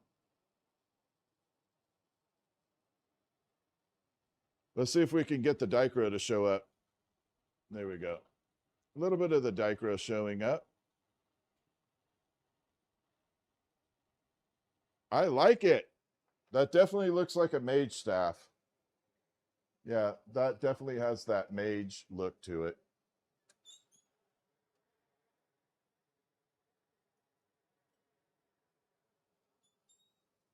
All right, that design good?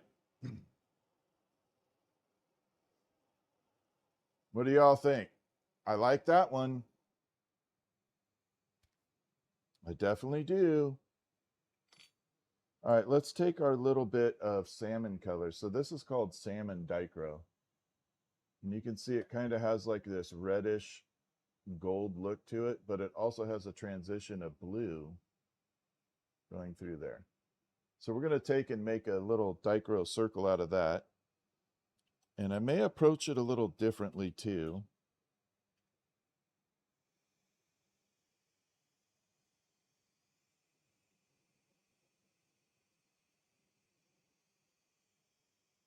So there we go, locking that in place. Let's grab our covering rod here.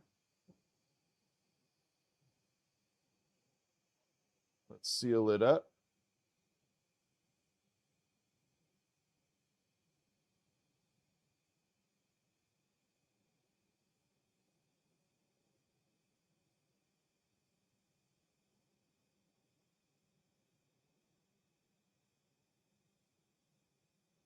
Now, the way I do my dichroic glass is way different than most people.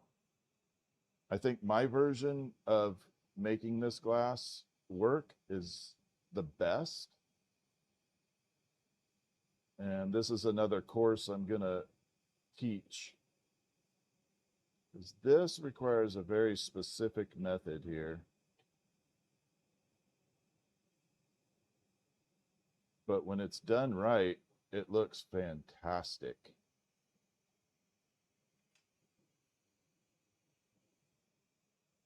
I think my dichro comes out brighter than just about anybody on the market. What's up, Gene? Now look at that. See the blue? And then watch the red come out, the gold. So this is the dichro, blue, gold. Dichro always has two colors bouncing through it. So you got blue and gold, blue, gold, blue, gold.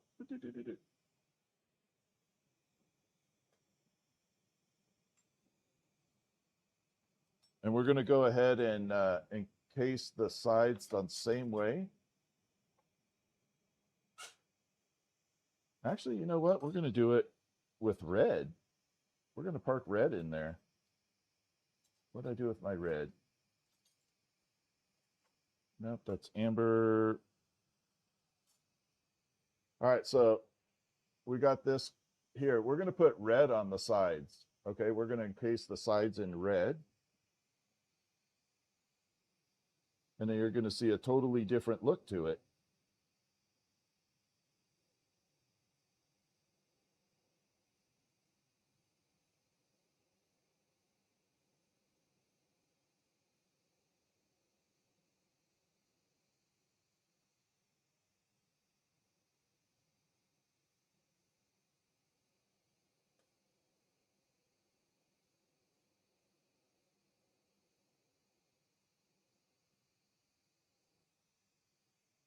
And then I'm going to show you the magic of red. Here we go. We're going to bring it off to the side.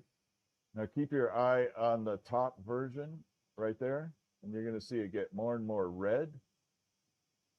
Now that's not transitioning, it's hard to see it. But all right, so we got red between the two.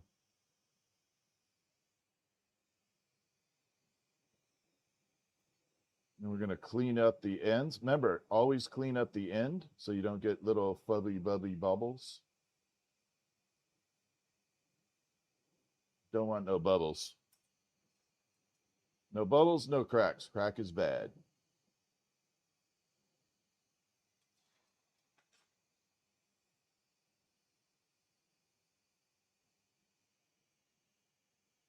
I'm going to burn it off over here. It's probably going to crack a little.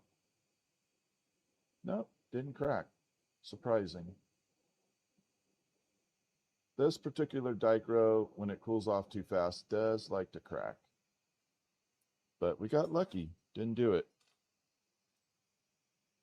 So this is that mess I was telling you about right there at the end. You can see how it's all disorganized. And we're going to clean that up.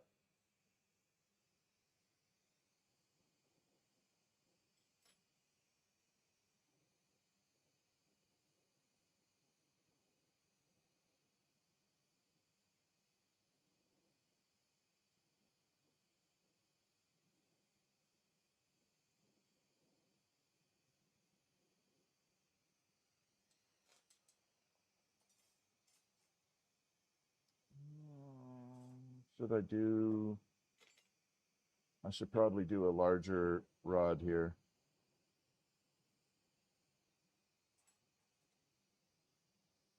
We're going to definitely have to magnify this one.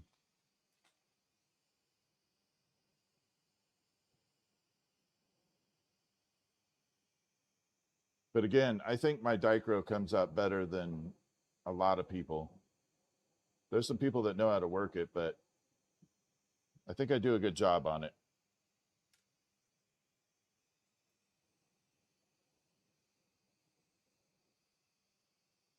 And I'm definitely faster at it.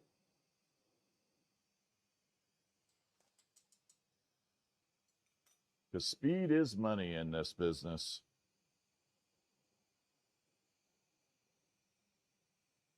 All right, let me show you one last time before we twist it up. So there it is before we twist. You can definitely see how much the red added to the sparkle of it. Notice how much more colors transitioning through the Dichro because it has a little bit of a dark background to back off of it.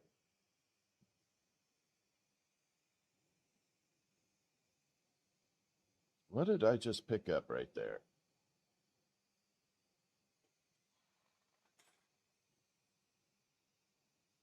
All right, so we're going to attach and we're going to spin and twist.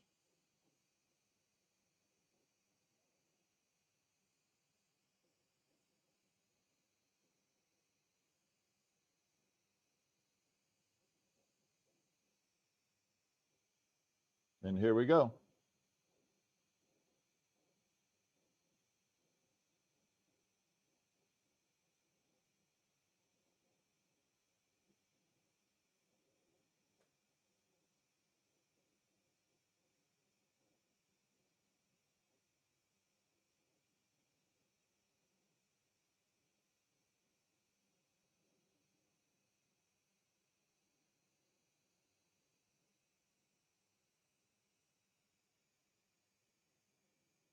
All right, let's put a little clear cap on the ends of these so it magnifies all the little sparkle.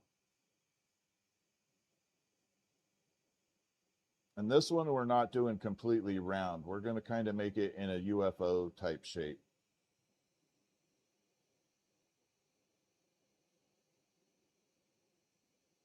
We'll call it the Area 51 version.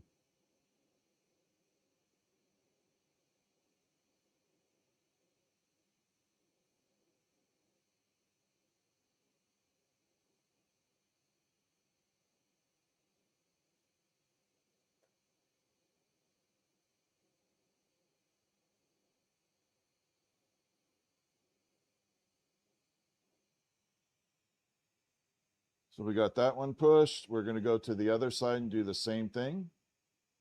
And hopefully flatten this out a little bit.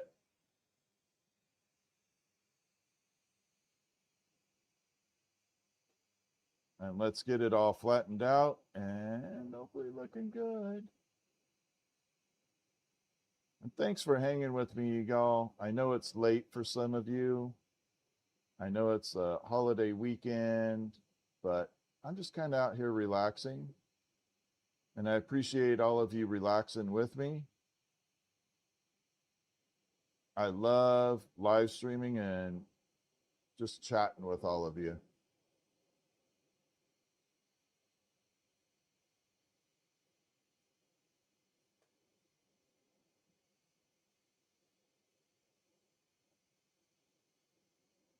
All right, so you can see we kind of donut that out.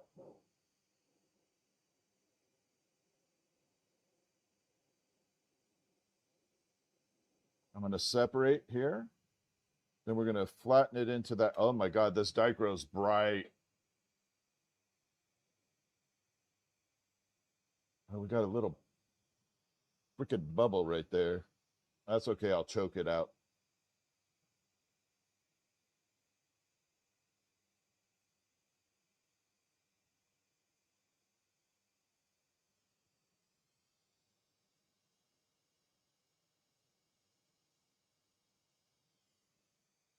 All right, one more little push on the other side and I'm going to show you this and you're going to be, you'll definitely see the color on this. Wow.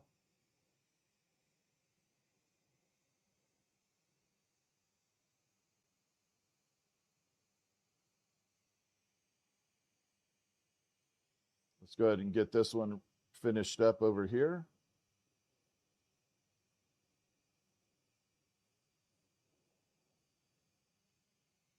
This one you will definitely see the sparkle, 1000%.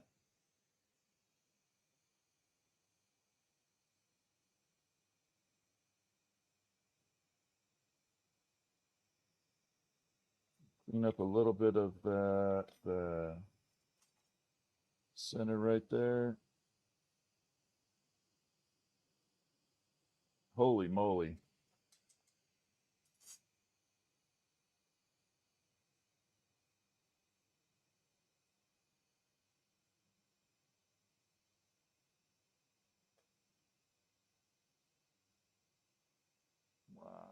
Wow.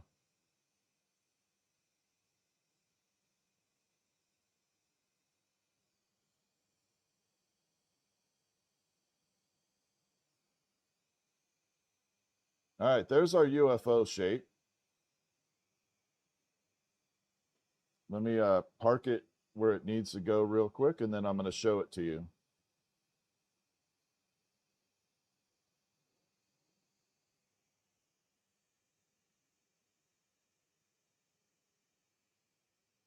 Oh.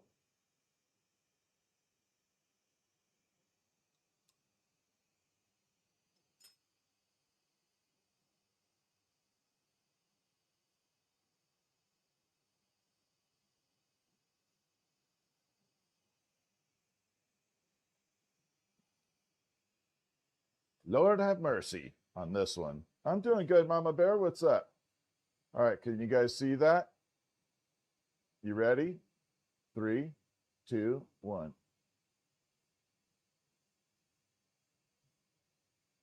Look how bright that dichro is. Looks like a little mini galaxy in there. And then watch this. There we go. Did I tell you it would be sparkly? Told you it'd be bright. That's kind of a cool effect. You can see the dichro reflecting off the glass. Holy crap, that looks cool. Looks like a hologram.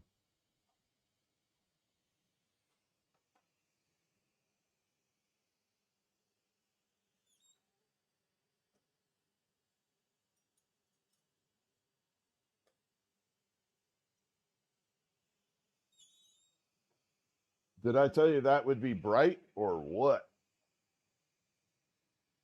I need my Mountain Dew though. You guys like that? I think that one looks good. All right. So for this next one, I think for that, we're going to create what I would think would be kind of like a Warlock looking thing. So we should probably do gold in there.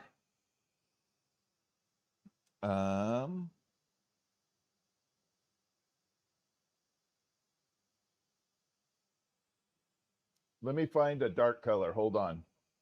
Let me grab a dark frit. Because I think that's going to make a huge difference in the actual transition in there. Oh, you're going to fall down. Weeble wobble.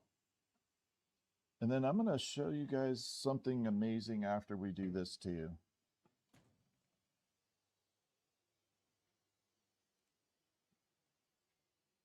We're going to put that over there. That is called an exotic frit. We'll be doing exotic frit after. So right now we have the black frit. It's really hard to show because I don't want it spilling out. But this is like a sea salt looking glass. Oh, you know what? Huh. We have an overhead cam.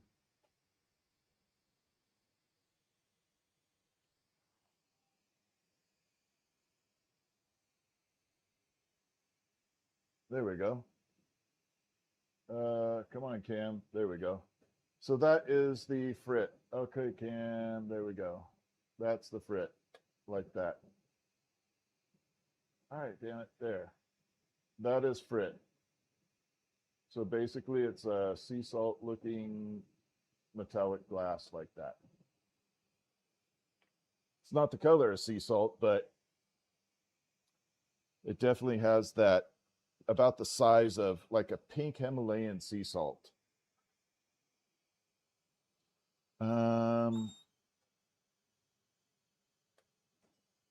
If I'm going to do gold on this, we're going to have to do it off a large tube.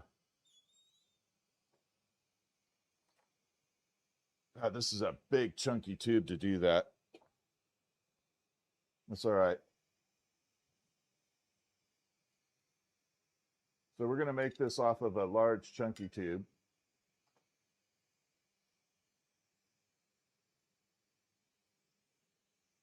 Much bigger.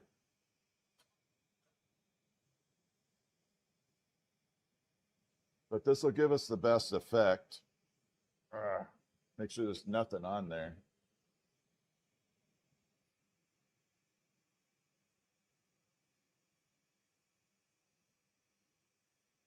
Melissa, gold and purple.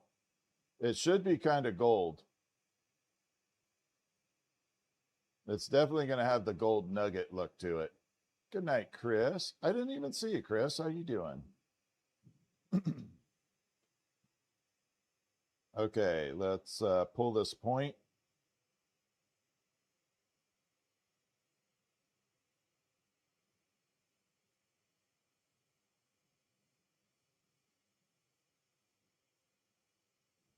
Look at that. We got a nice little ring in there. Now we got to destroy it.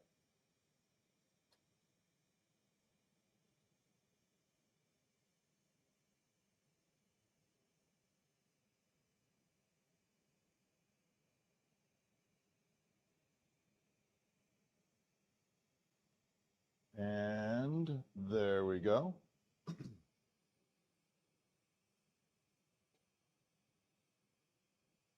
All right, so we're going to separate here.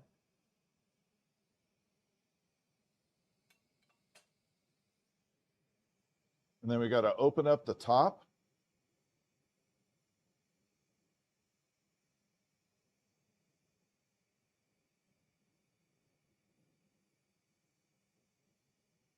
Wow, that came open automatically. That was good. Normally I have to pop it open.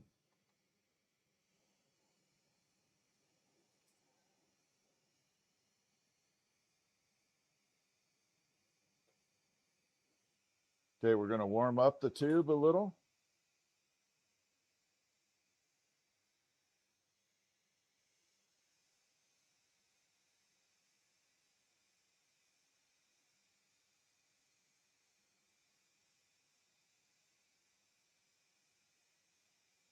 A little bit more.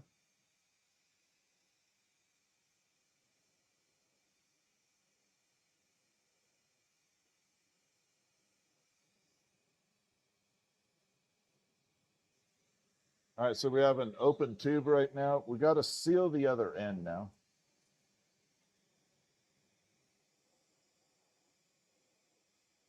So that when I go to add the gold, it doesn't like travel all the way through the tube.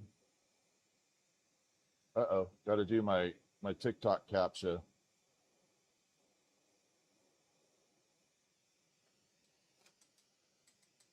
Get off. Oh my God. Get off. All right, got to do captcha. Hold on. First try.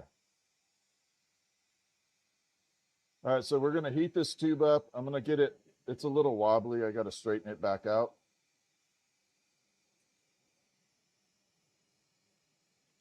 And then we're going to add the gold. And then we're going to add the frit on top of the gold and pull this into a pen shape.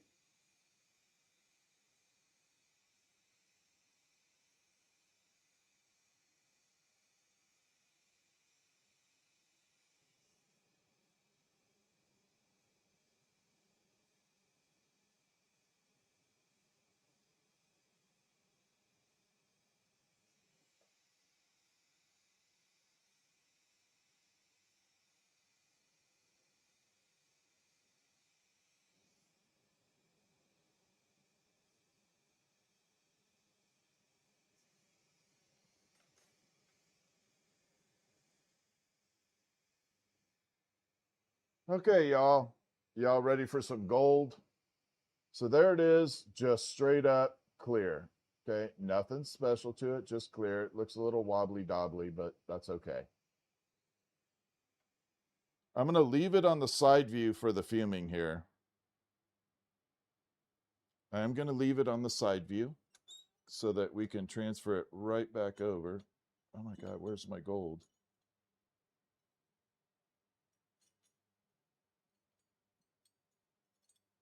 There's one gold. All right, so we're going to fire gold right inside the tube. Actually, I'm going to show you overhead view because this will be a better position. You're going to watch where my hands are going. And we're going to fire it right in there.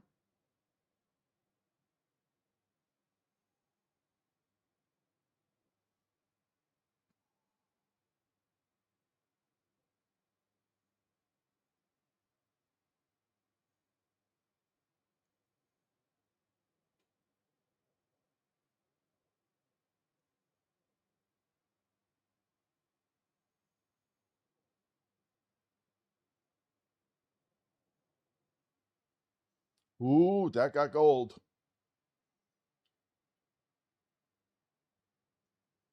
That definitely got golden. Look at that. Now we got that really gold cranberry color to it. I love this color like that. Isn't that cool looking when you fume it? That's a cool effect. Okay, now we have to cut this off.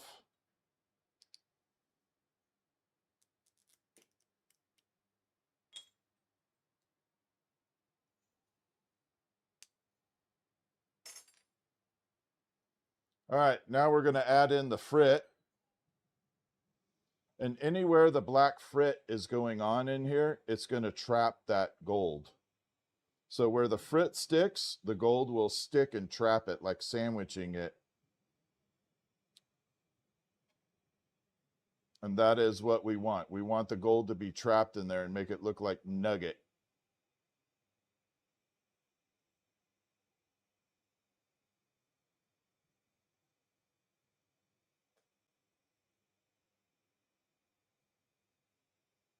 But we do have to get it hot enough for that process.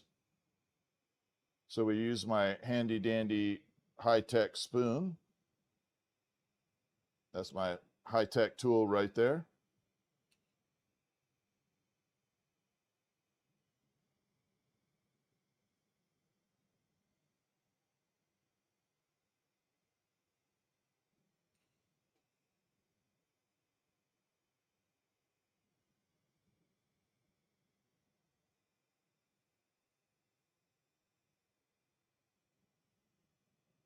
And a little bit more in the front, or the opening.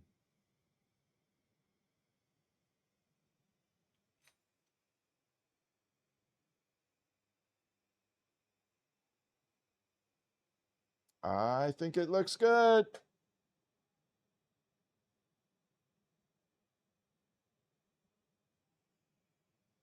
So I don't usually get the opportunity to show you guys too much of this, but you can see where all those little kind of nugget looking spots are.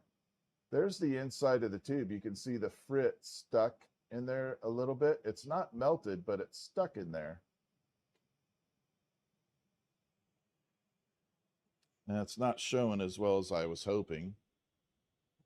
So now you can see all those little shards in there, and then there it is on the inside. So that's what it looks like prior to doing anything with it. So it's basically stuck on there, but it's not completely fused into the glass. And that's the next process. We want to fuse it completely into it.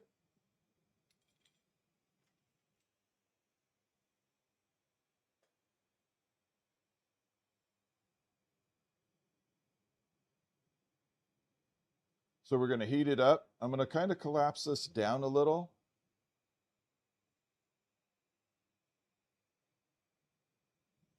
We're going to use our Marver tool here. Our marver plate tool, whatever you want to call it.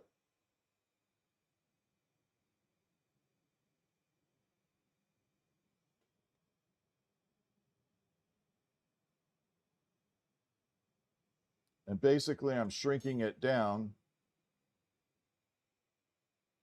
and then I'll close it off with a solid glass rod. We'll seal this up, and then we'll pull it into the pen shape.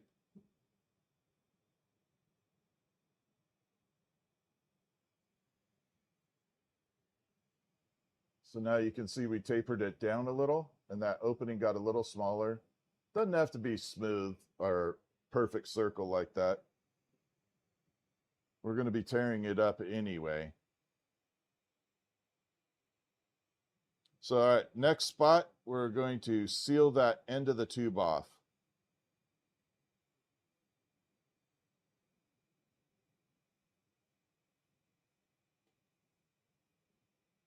Bringing all that to the center.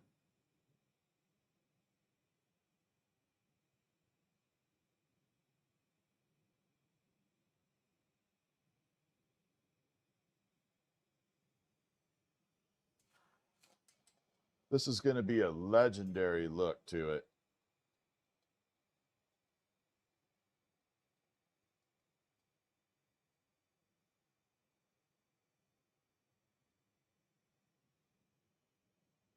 We're just letting it drip into place like that. So, all right, we're already sealed off. You can see we got a little bit of the clear exit right there. Now we just have to shape it into a pen. This is the easy part. This is the easy part.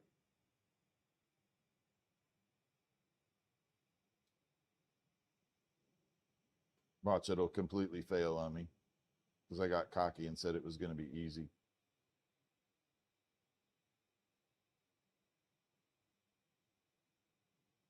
So if it fails, if it blows up, it cracks, or does anything, you guys can type in chat, I told you so. You can say that. You can say, I told you so. I'm okay with it.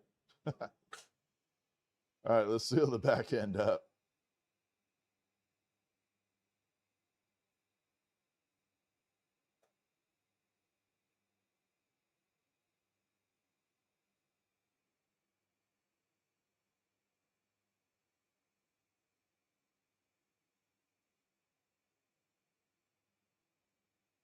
So what I'm doing right here is this part where I'm heating is very, very thin. So when I pulled this into a point and I created this little handle, I took it from a 4mm thick glass and I pulled it and stretched it out, and it probably stretched into about a 1mm thickness. So as you're bent, you can see it's very loose right there. So what I'm trying to do is eliminate the flexibility of it, or letting the heat get to it and bend it while I'm shaping this. So I'm going to bring this section down, thicken it up, and then I can comfortably stretch it out and not worry about it bending.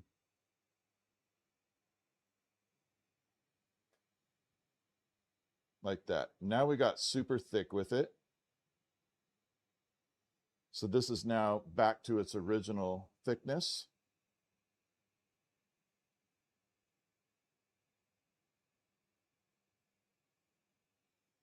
And then we're now going to stretch it into a pen. I'm thinking about doing a corkscrew in the middle of this too.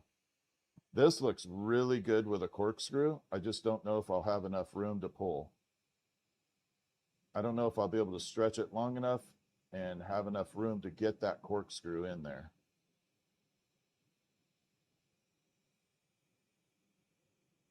If I can, I will, because it looks legendary when you do that.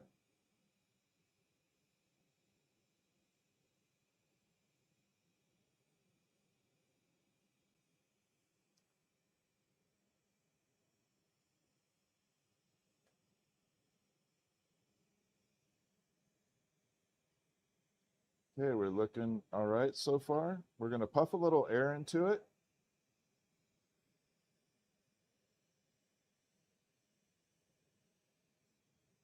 And the purpose of that is, if I didn't expand it out, when I stretch it, it'll get thin. If I puff a little air, expand it out, when I pull it, it'll pull to the size that I actually want. All right, here we go. Let me tighten this flame up.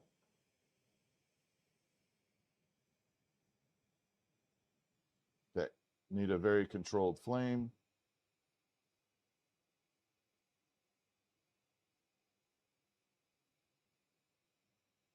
I may have to puff a little more air in here. It's pretty close. I should probably be safe and puff a little bit of air into it. Expand it back out a little.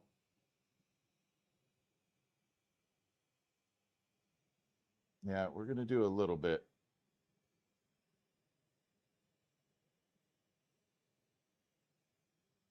There, that's better.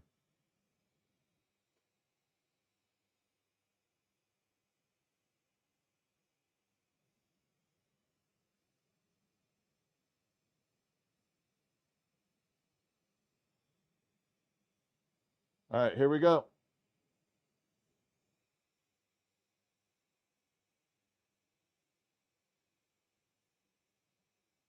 Let's get this shaped out into a pen.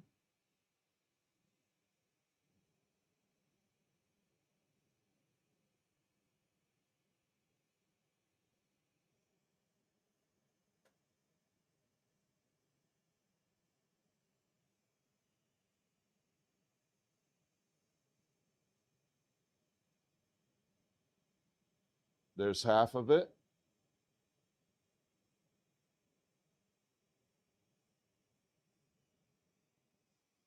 All right, we got to go to the front half.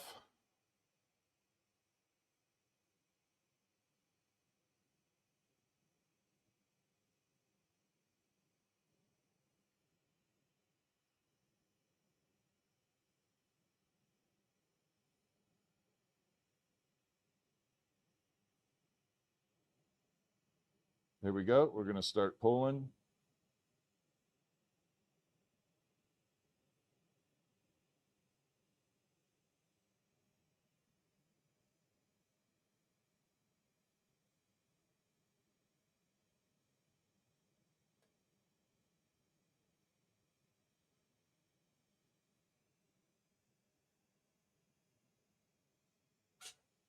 And we're going to come over here and get the part ready for where the BIC insert will go.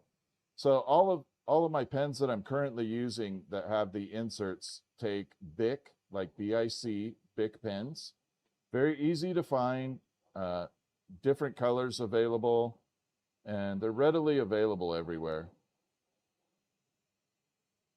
That way it's easy to replace the ink, because I think the worst thing that you can have is a really cool pen and no way to replace the ink. I have an incredibly beautiful pen that has a stone inlay in it, and there's no ink cartridge I can find on the planet that has that cartridge again. All right, so now we got this. We're going to put a corkscrew in the middle. We're going to go for it. I'm going to warm it up just a little bit hotter. We're going to put a corkscrew in the middle. I do have enough room.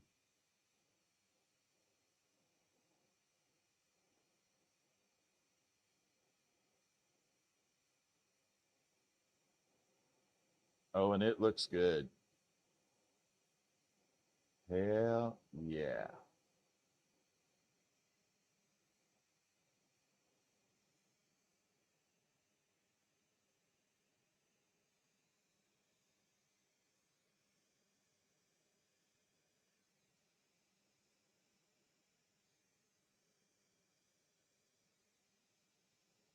All right, a little bit of straightening out right here, and I will show you what we got.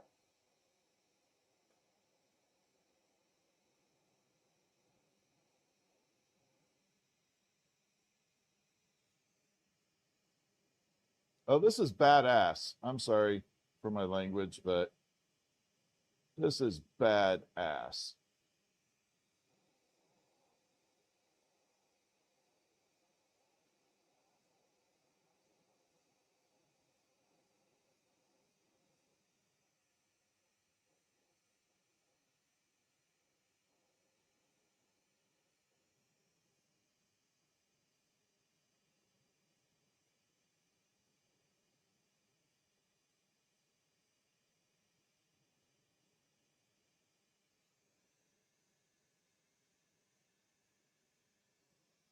Go ahead and separate here.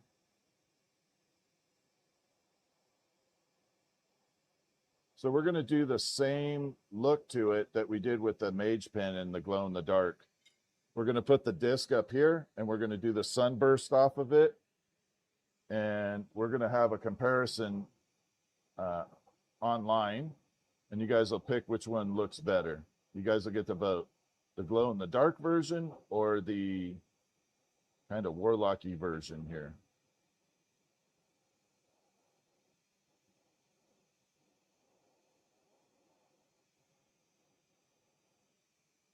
We're going to run it the same method here. But there we are. So there's the corkscrew in the middle. And we got all the colors running through. Here we go. Ready? 3, 2, 1. Look at that. Is that not just incredible looking? I love this color combo.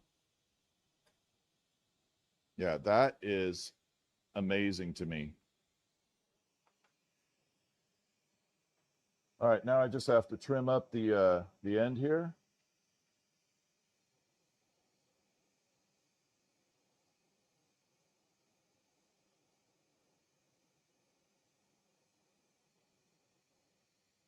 I'm going to try and bring it as close to that color as I can. Get rid of as much clear.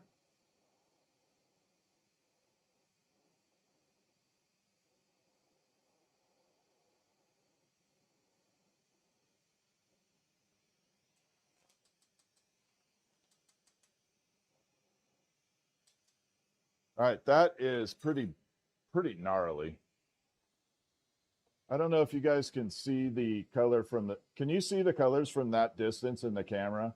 I have a hard time with my glasses, so I can't see the transition that well, but can you see the coloring coming out? I hope you can see the color. Okay, good.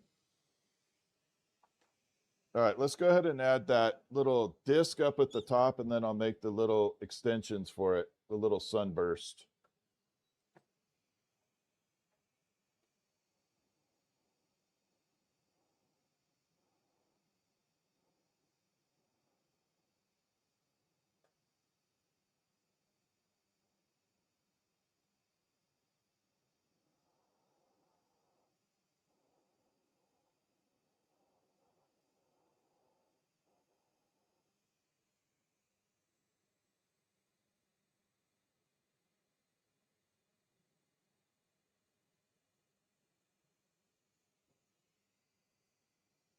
And this time we'll do the candy apple red.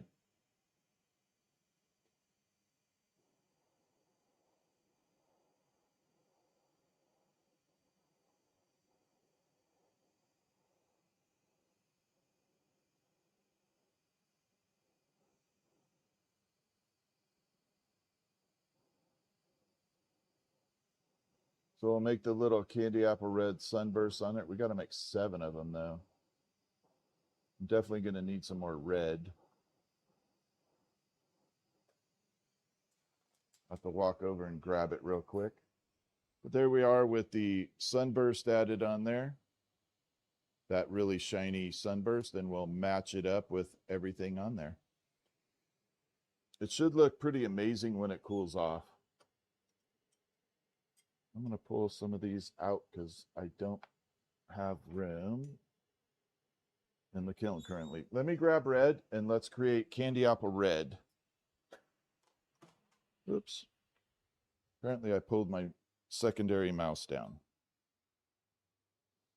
Okay, let's grab us some red. Here we go. Are you? Yeah, you're red ruby.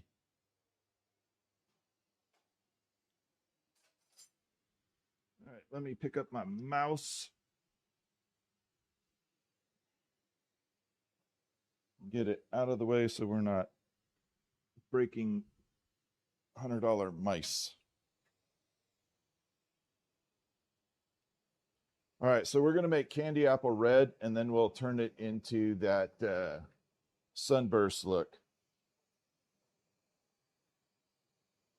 So we got red here, like that, it looks very dark.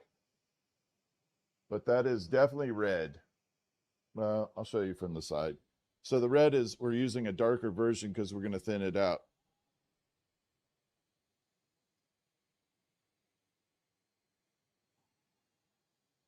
This might be too dark. Let me grab a different red.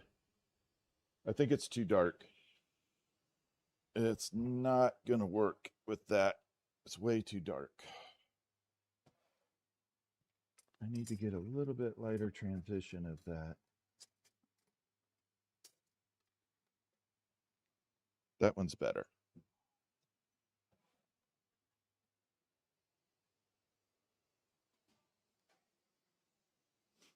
So unfortunately, when you're dealing with glass manufacturers of color, the colors can vary a little bit batch to batch. They get as close as they can, but they do vary batch to batch. So sometimes you can get a red that's a little darker. And it's not their fault. It's just the way the industry works. So we're going to start with this shimmer color. We're going to bunch it up, then we're going to put red on the outside. And we're going to pull it into a little bit thinner rod. And we should have candy apple red if everything looks good. We should have a nice candy apple red.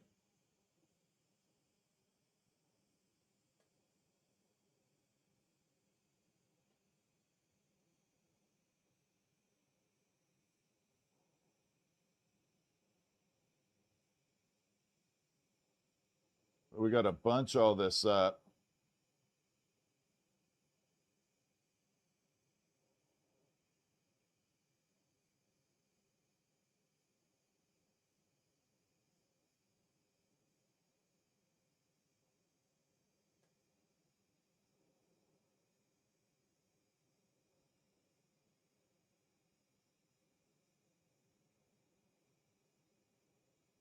A little bit more.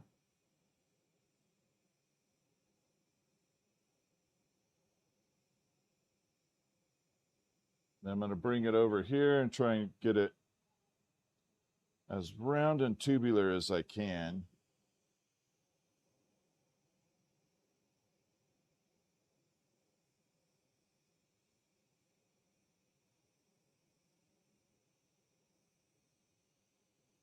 Okay, got that.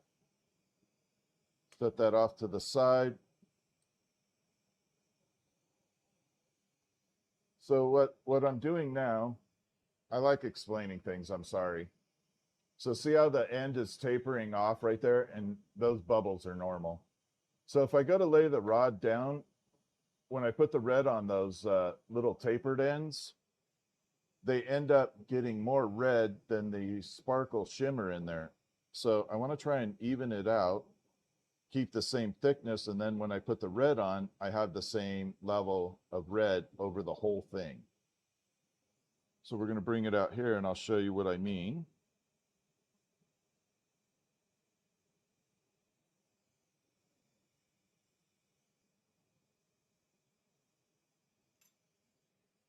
Like this. So now it's much more even at that end. I'm always going to have a taper near the clear, but now we're evened out.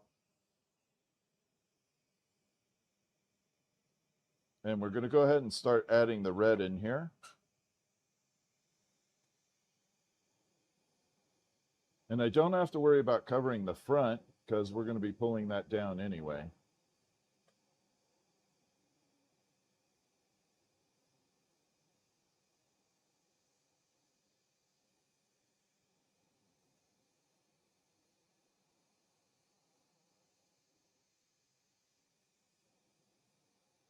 Very similar process to building like millefiori, or milli as a lot of people call it. Very similar process here.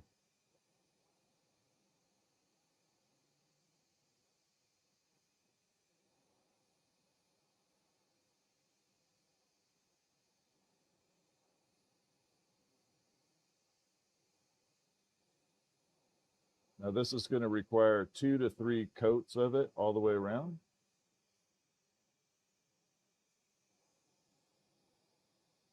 Because right now we're going to have a very thin coat of red, and if I pull it out, there's not going to be a lot of red on there. It'll thin it down too far. So you want to have a great big thickness on here, and then when you pull it out and stretch it, that red shrinks down.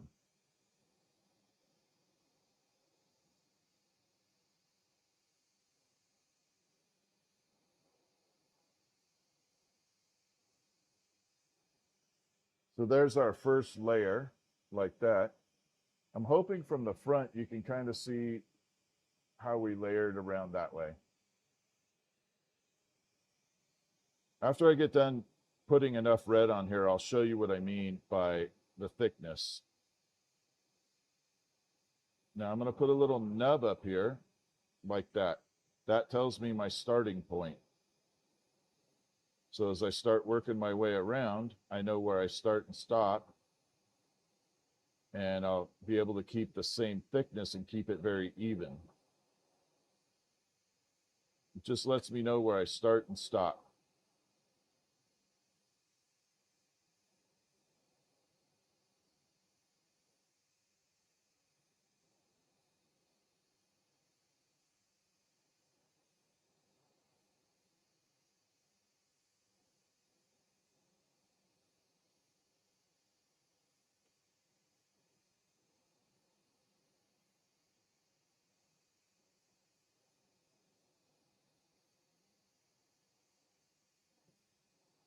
This is going to be one wicked pen. All of the pens tonight are incredible. And now I'm back to that little spot where I started. I have that little nub. So I know exactly where I'm at. We're going to round it out. And I think I got enough to maybe do one more run around. And then we'll pull it into its final color.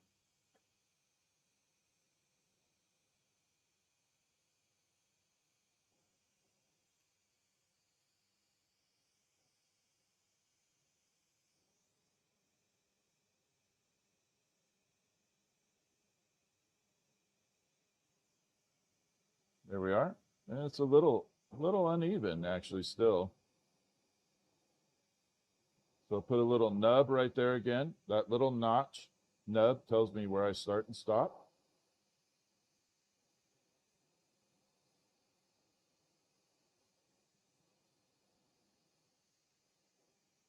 Getting a little wobbly on me.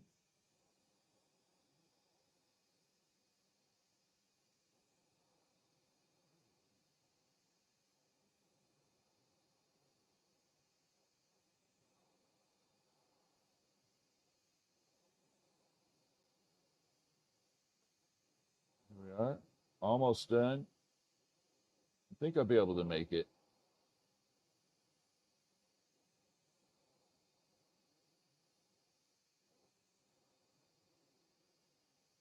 Gonna barely have enough to make it all the way around.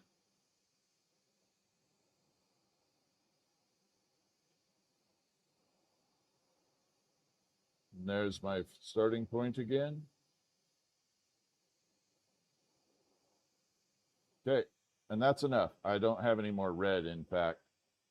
So now we have this big chunk here. We're gonna smooth it out. I'm gonna show you the front so you can see where the red and the electrum on the inside, how thick the difference is. And again, this is how you build millefiori. Basically the Italian version of thousand flowers. That's the term millefiori, is 1,000 flowers. So the most common method of doing this is they built little flower shapes in here.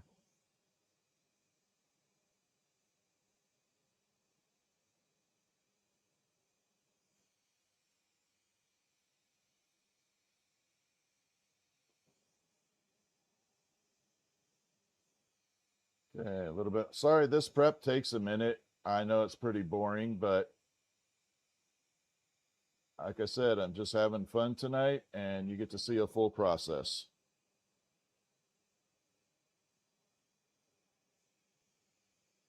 All right, let's see if we can show you what it looks like. You can kind of see the core right there, but there's the red versus the electrum in there. Let me get it hot, and I'll show you.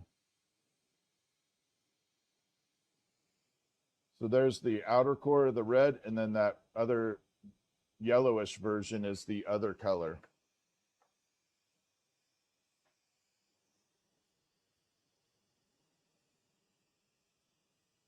Oh, man. Sorry, my cords are getting tangled again.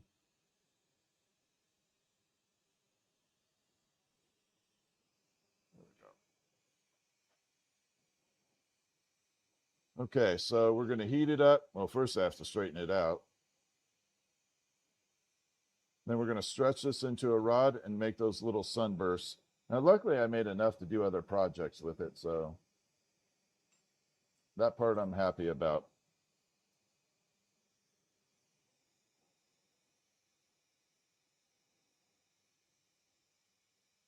So first things first, I'm going to heat it up, let it droop a little bit, create a slight taper.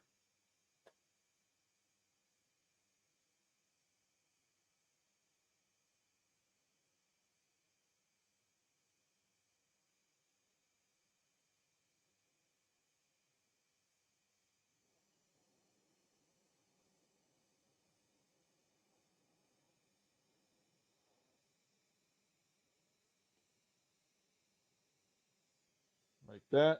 And then we have to clean this end up, and then I'll stretch it out.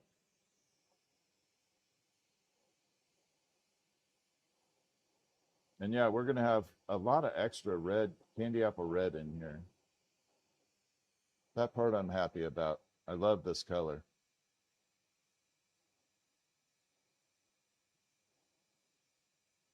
Unfortunately, this little bit over here is going to be kind of useless. We'll turn it into like an end of the day marble. We haven't made an end of the day marble in a long time. Thank you for the gifts, by the way. Appreciate it. Yeah, I don't think we've done an end of the day marble in forever.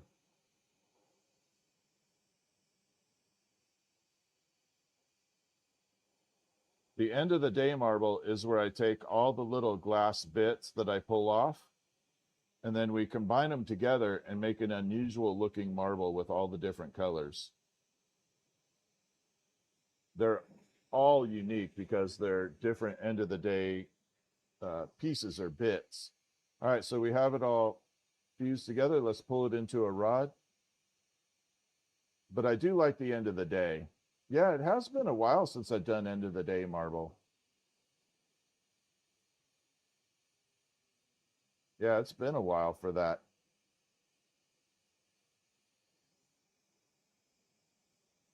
Here we go. Actually, I'm going to do top view for this. Have you guys, I haven't done top view for this. You'll see how I stretch it out. So you're going to see where I'm heating.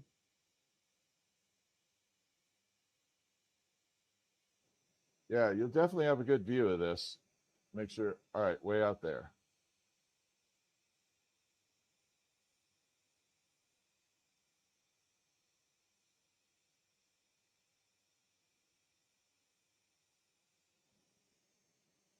And then we just start stretching very slow. You can see we're pulling down now, that way.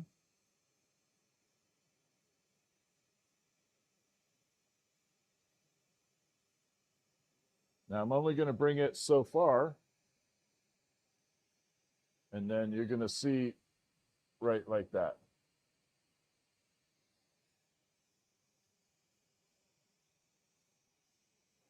And then let's go ahead and do the full stretch. I can't do the top view with the full stretch. The camera isn't wide enough.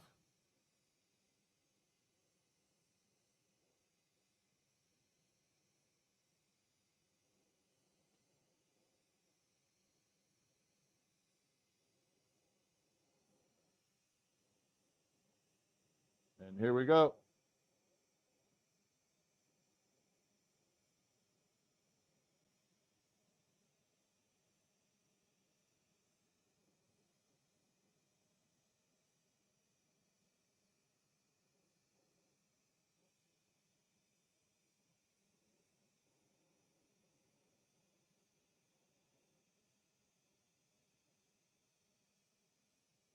Got a little thick right there.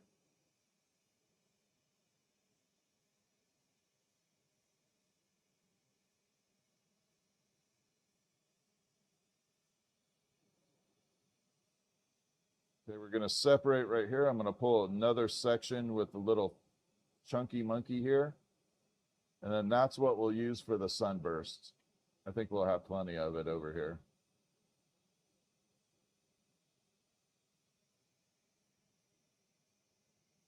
Okay, we're going to let that sit.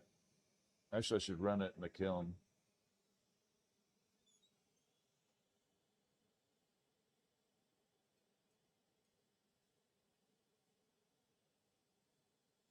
Where's my spot? There we go.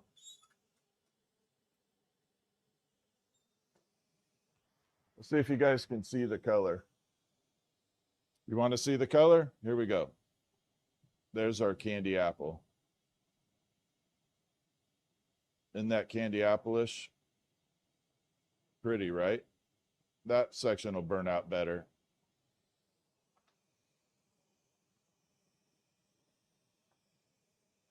That's what I was saying. It definitely looks candy apple.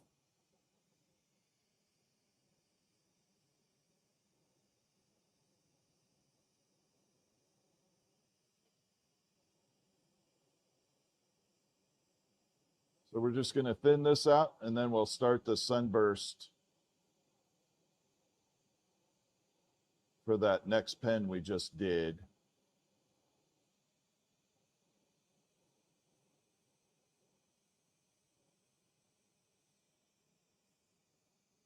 And thank you guys for hanging with me. I appreciate you so much.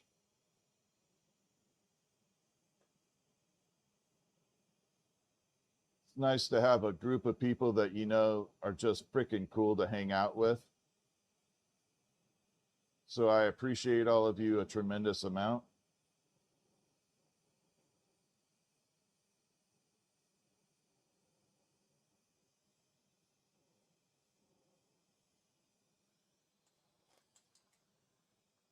All right, let's take a look at one more candy apple version here. Oh, heck yeah. Look at that. Is that not pretty or what? That's a color that's not easily achieved in glass. You are the diehard ones. That is correct. Hey, Fidel, what's up? How are you doing? Thank you, Ted. All right, let's get this pulled out. Let's do our little sunburst.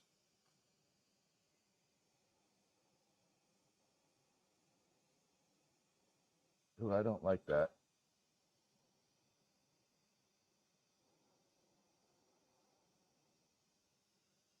There. Now we can go.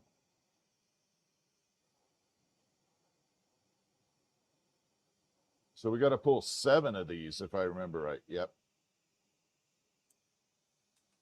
Got to do 7. So I definitely need some room.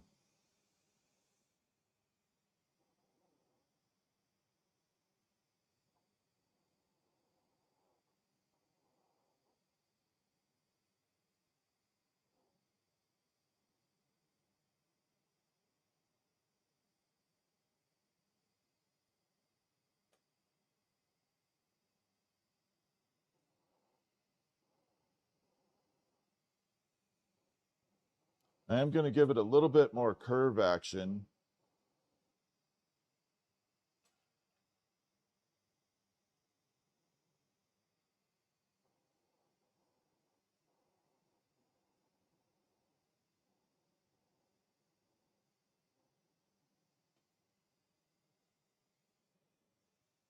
And again, sorry that it takes a while, but I'm not rushing this.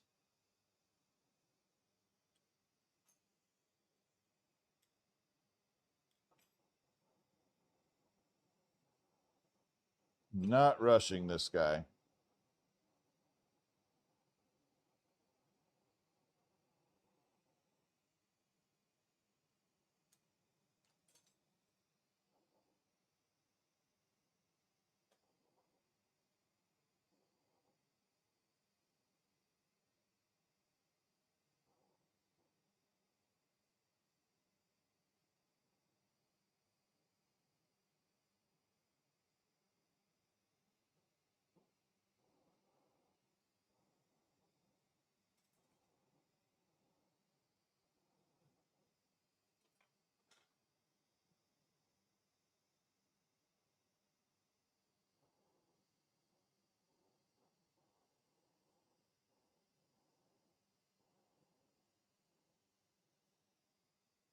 There we go.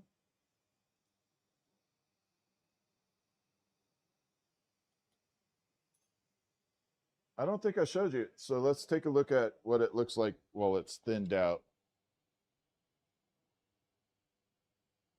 There we go. Doesn't that look like fire? Like a fire burst?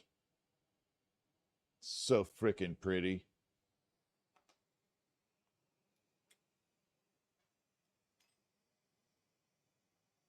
It is absolutely pretty.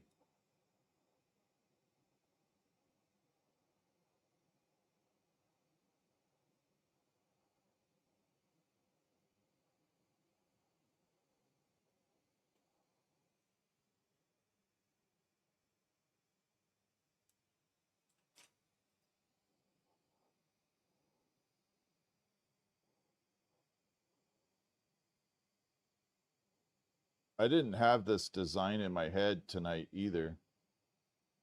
This was kind of on the fly. But you guys chose this color when we were asking about red or blue earlier, and you guys came up with red. The vote was so close that I thought we should do both versions.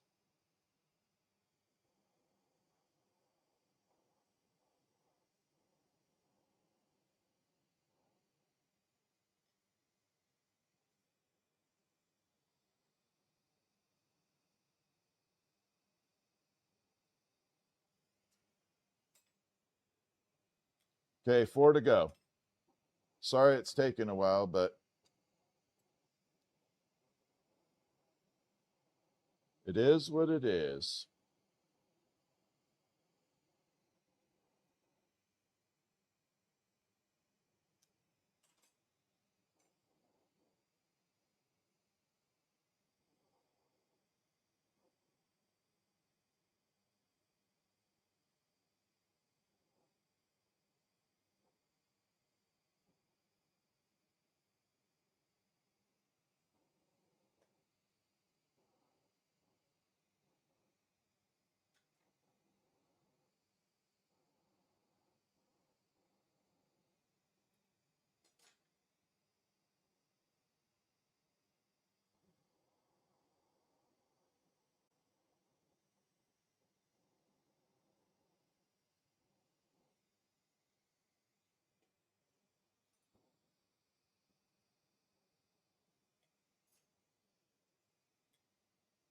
All right, 3 to go. I might make it on this rod. Let's hope.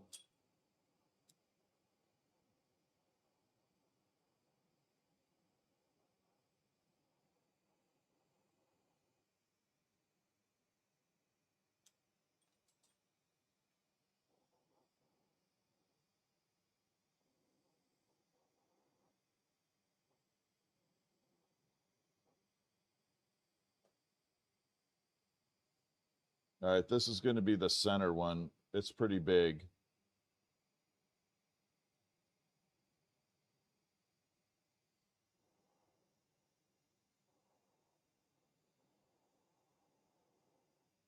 This will be the top center one. Got a little bit chunky.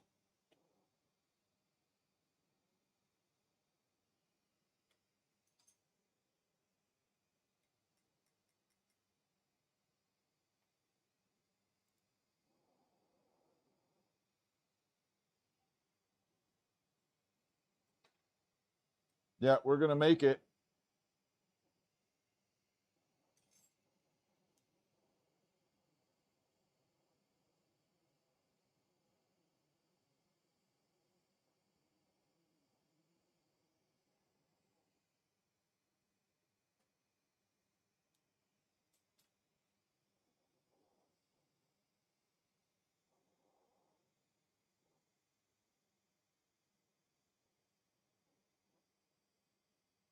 I could be a liar and say that I absolutely knew how much glass I needed to pull, but that would be a lie because I didn't. We just got lucky. We got very lucky with it.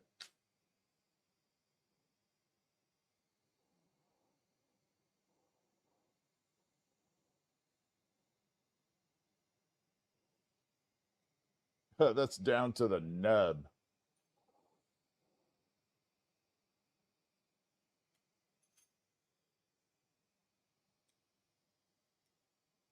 Okay, so I need to line these up here, big to small. That's my center. One more.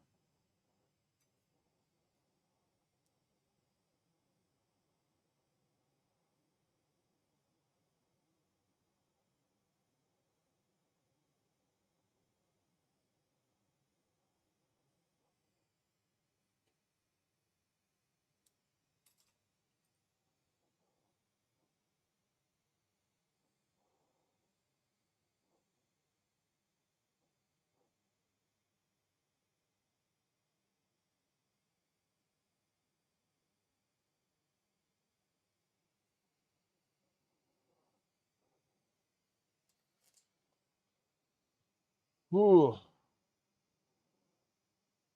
I can't wait to see this one done. I don't know if I'm more excited about the glow in the dark one or this one. I don't know which one.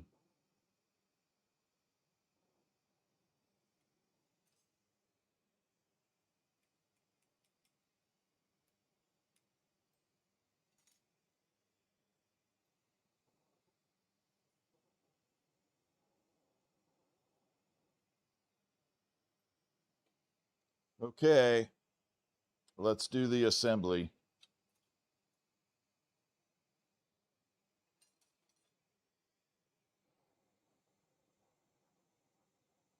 I'm going to pull this down. I want to have a couple holding rods handy just in case.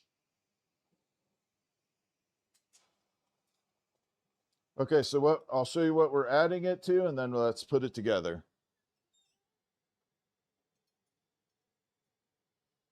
So we're adding the Sunburst to this one. It should be pretty wicked looking by now.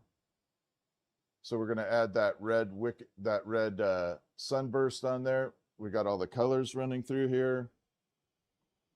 I love that gold look with the black.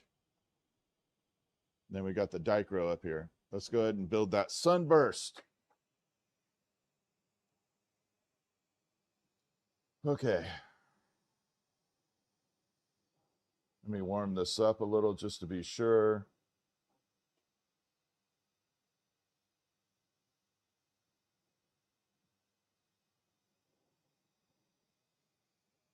Then we got to pull down a very tight flame. We're going to start with that center one.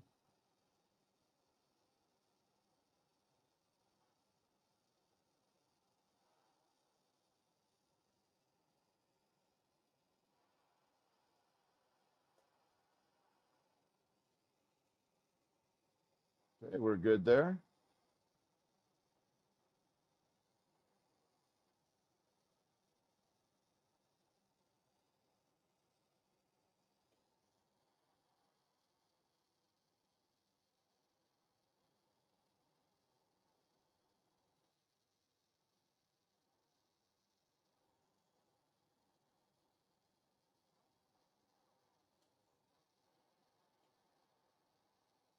Make sure that, okay, that's a funky line.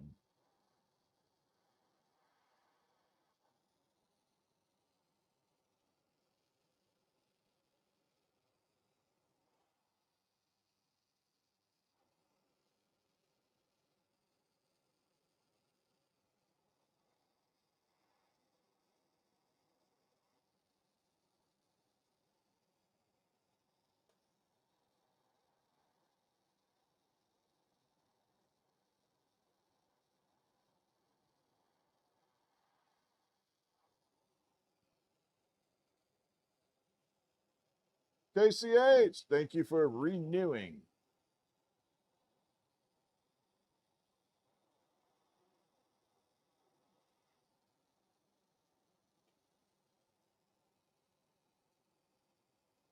There we go.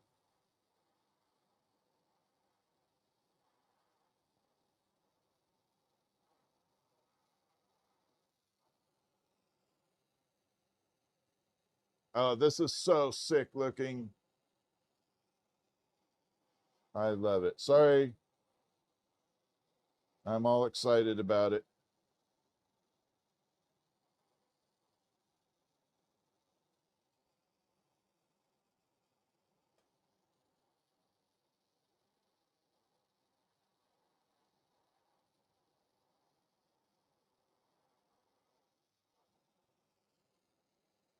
Oh my God. I love it. I don't know if I want to sell it.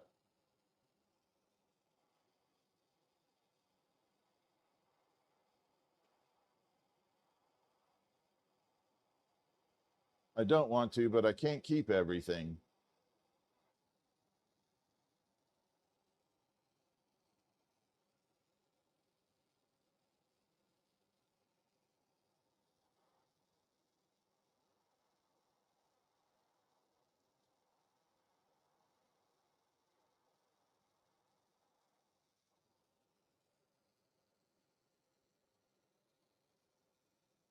Oh, this is so cool looking.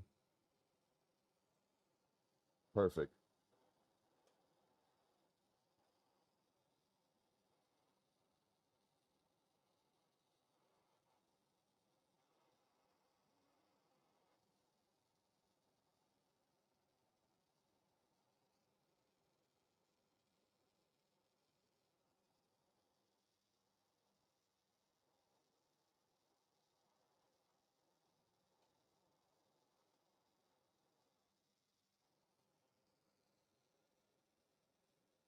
Oh, that looks good.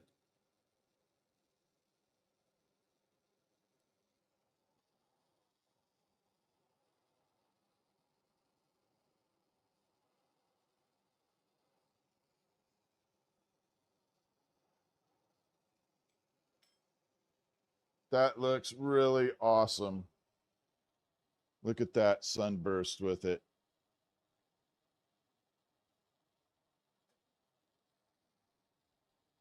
That is such a magical looking piece. Didn't it look magical? It's supposed to look magical. There we go. It almost looks like a staff wand by itself. Yeah, that is absolutely an amazing piece. I can't wait to get photos of this. Holy moly. We got to make room. They do consume a lot of room in here, though. All right. That looked awesome. Oh, we were going to do something with this. Remember this piece from earlier? That little spiral? Let's go ahead and take that and make something out of this with some of the other scraps. Yeah, we're going to make something out of this. Let's go ahead and do something with this. What do you guys say? I'll just make it fast.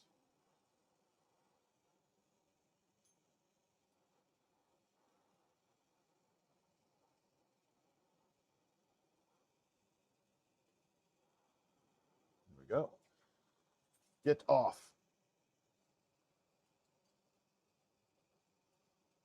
All right, I'm looking for a longer clear rod. Here we go.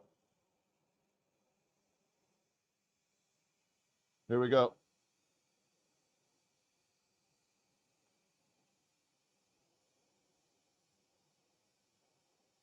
I think I know what I'm going to do with it.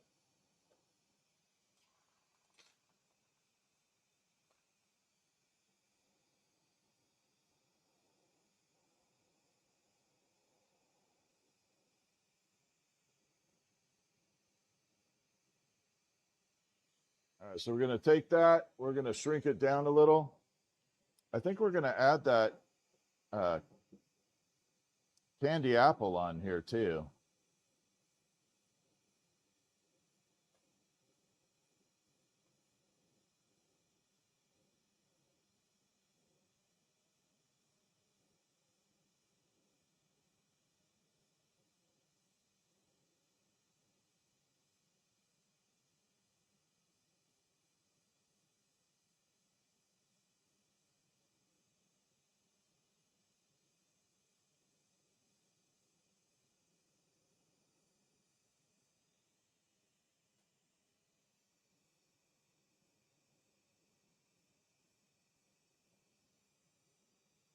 This will be a very, very tight spiral in here.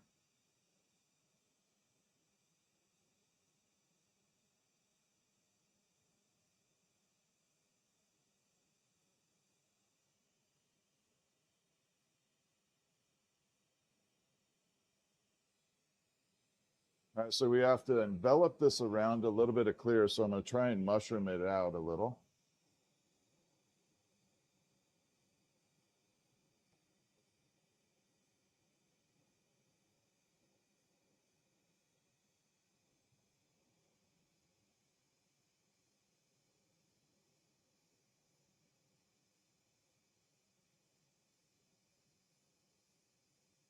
So what I'm going to do is I'm going to heat this up and I'm going to let that clear drip over the sides.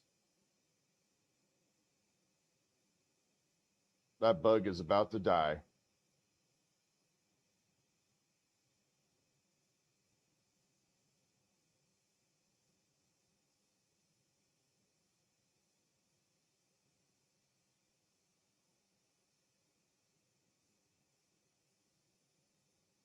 This is going to create an amazing little marble. Again, some of my favorite marbles aren't gigantic.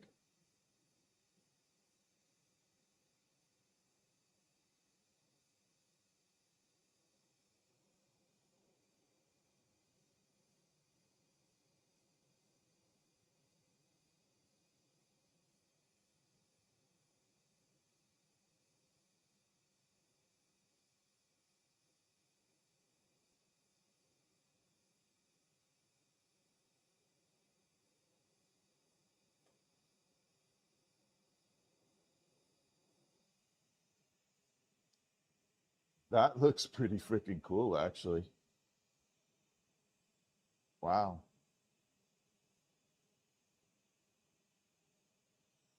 That actually does look very cool.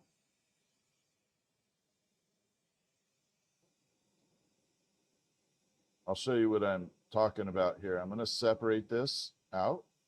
We're going to meld it in a little bit. And then I'm going to show you what we have going on because it's pretty amazing, actually.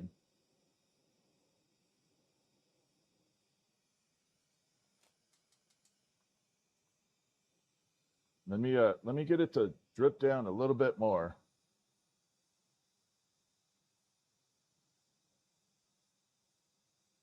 I'm just letting it naturally drip down onto itself. But you'll see what I mean here in just a minute.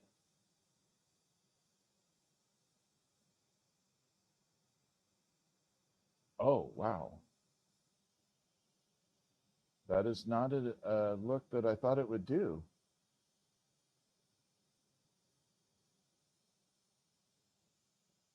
That's different.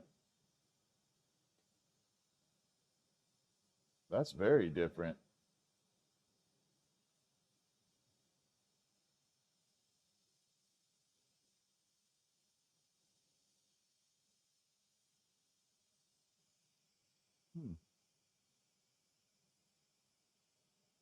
I don't think I'm going to add anything to this. It just did something I did never seen before. I've never seen it do this. This might be a new technique. Holy sh!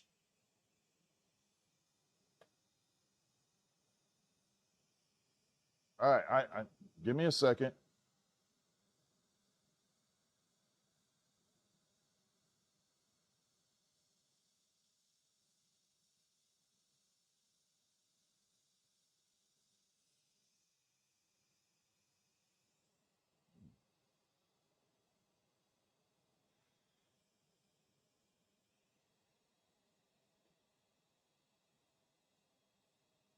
Wow. I'm sorry. I'm really sorry for being speechless, but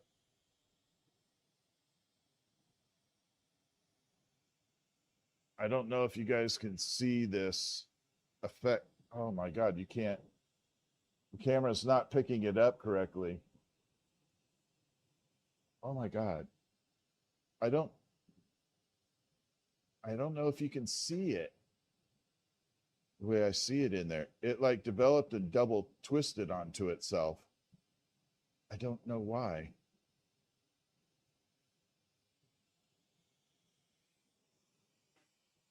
I'm not going to add anything to it. I'm going to leave the marble as is.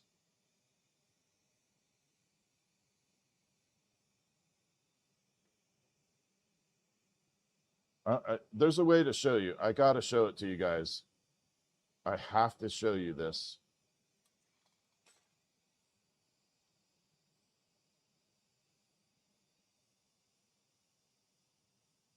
I've never, ever seen this before.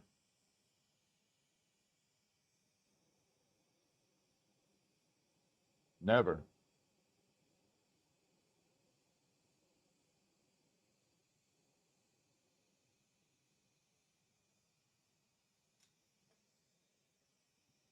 I'm sorry, I'm a little speechless at the moment.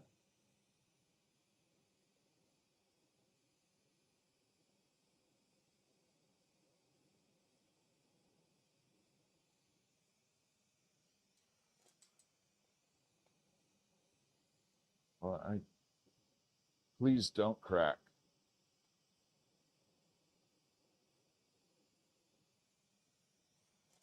I'm going to have to luckily this is on YouTube and I can watch and replay this. Let me get this rounded out and I will show you.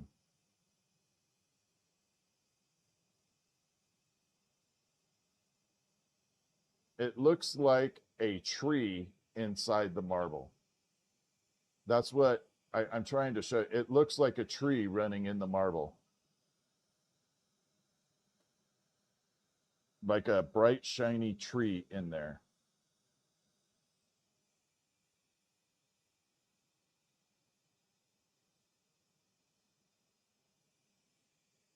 It's upside down right now, but I'm going to bring it over and show you. But it looks like a freaking tree if you hold it this way. Well, maybe I can show through this way. So I'm going to bring it over. Oh, there we go.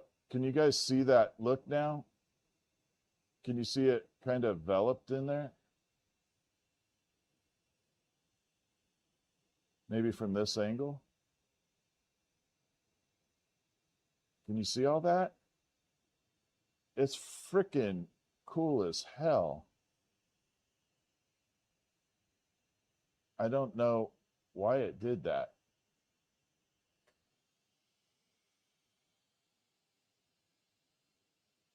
And there's the other angle of it.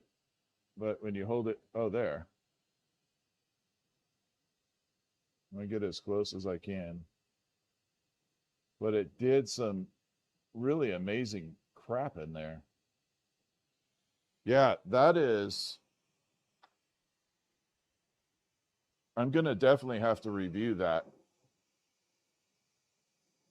I've never seen that before from anyone, any glassblower, anywhere. I've never, ever, ever seen that.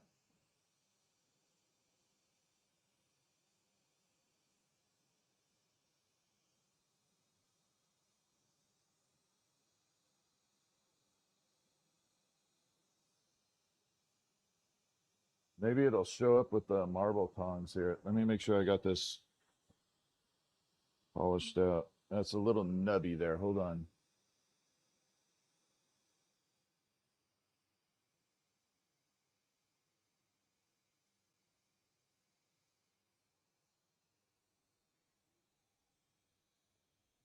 I've never had that effect before. I don't know how to explain it when you see it in person. But it definitely has this like a little tree inside there. It's like crisscrossing on itself.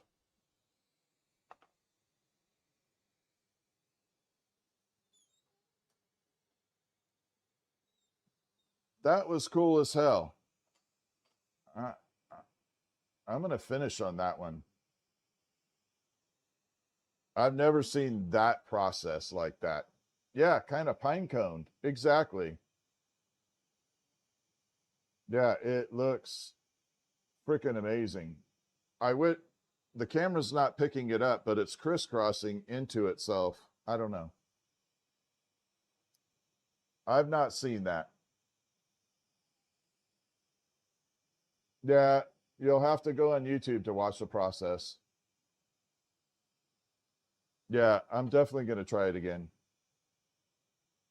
All right, that is, wow, we've been at this for 3 hours, 3.5 hours. No, it didn't spiral, but it's not a normal spiral.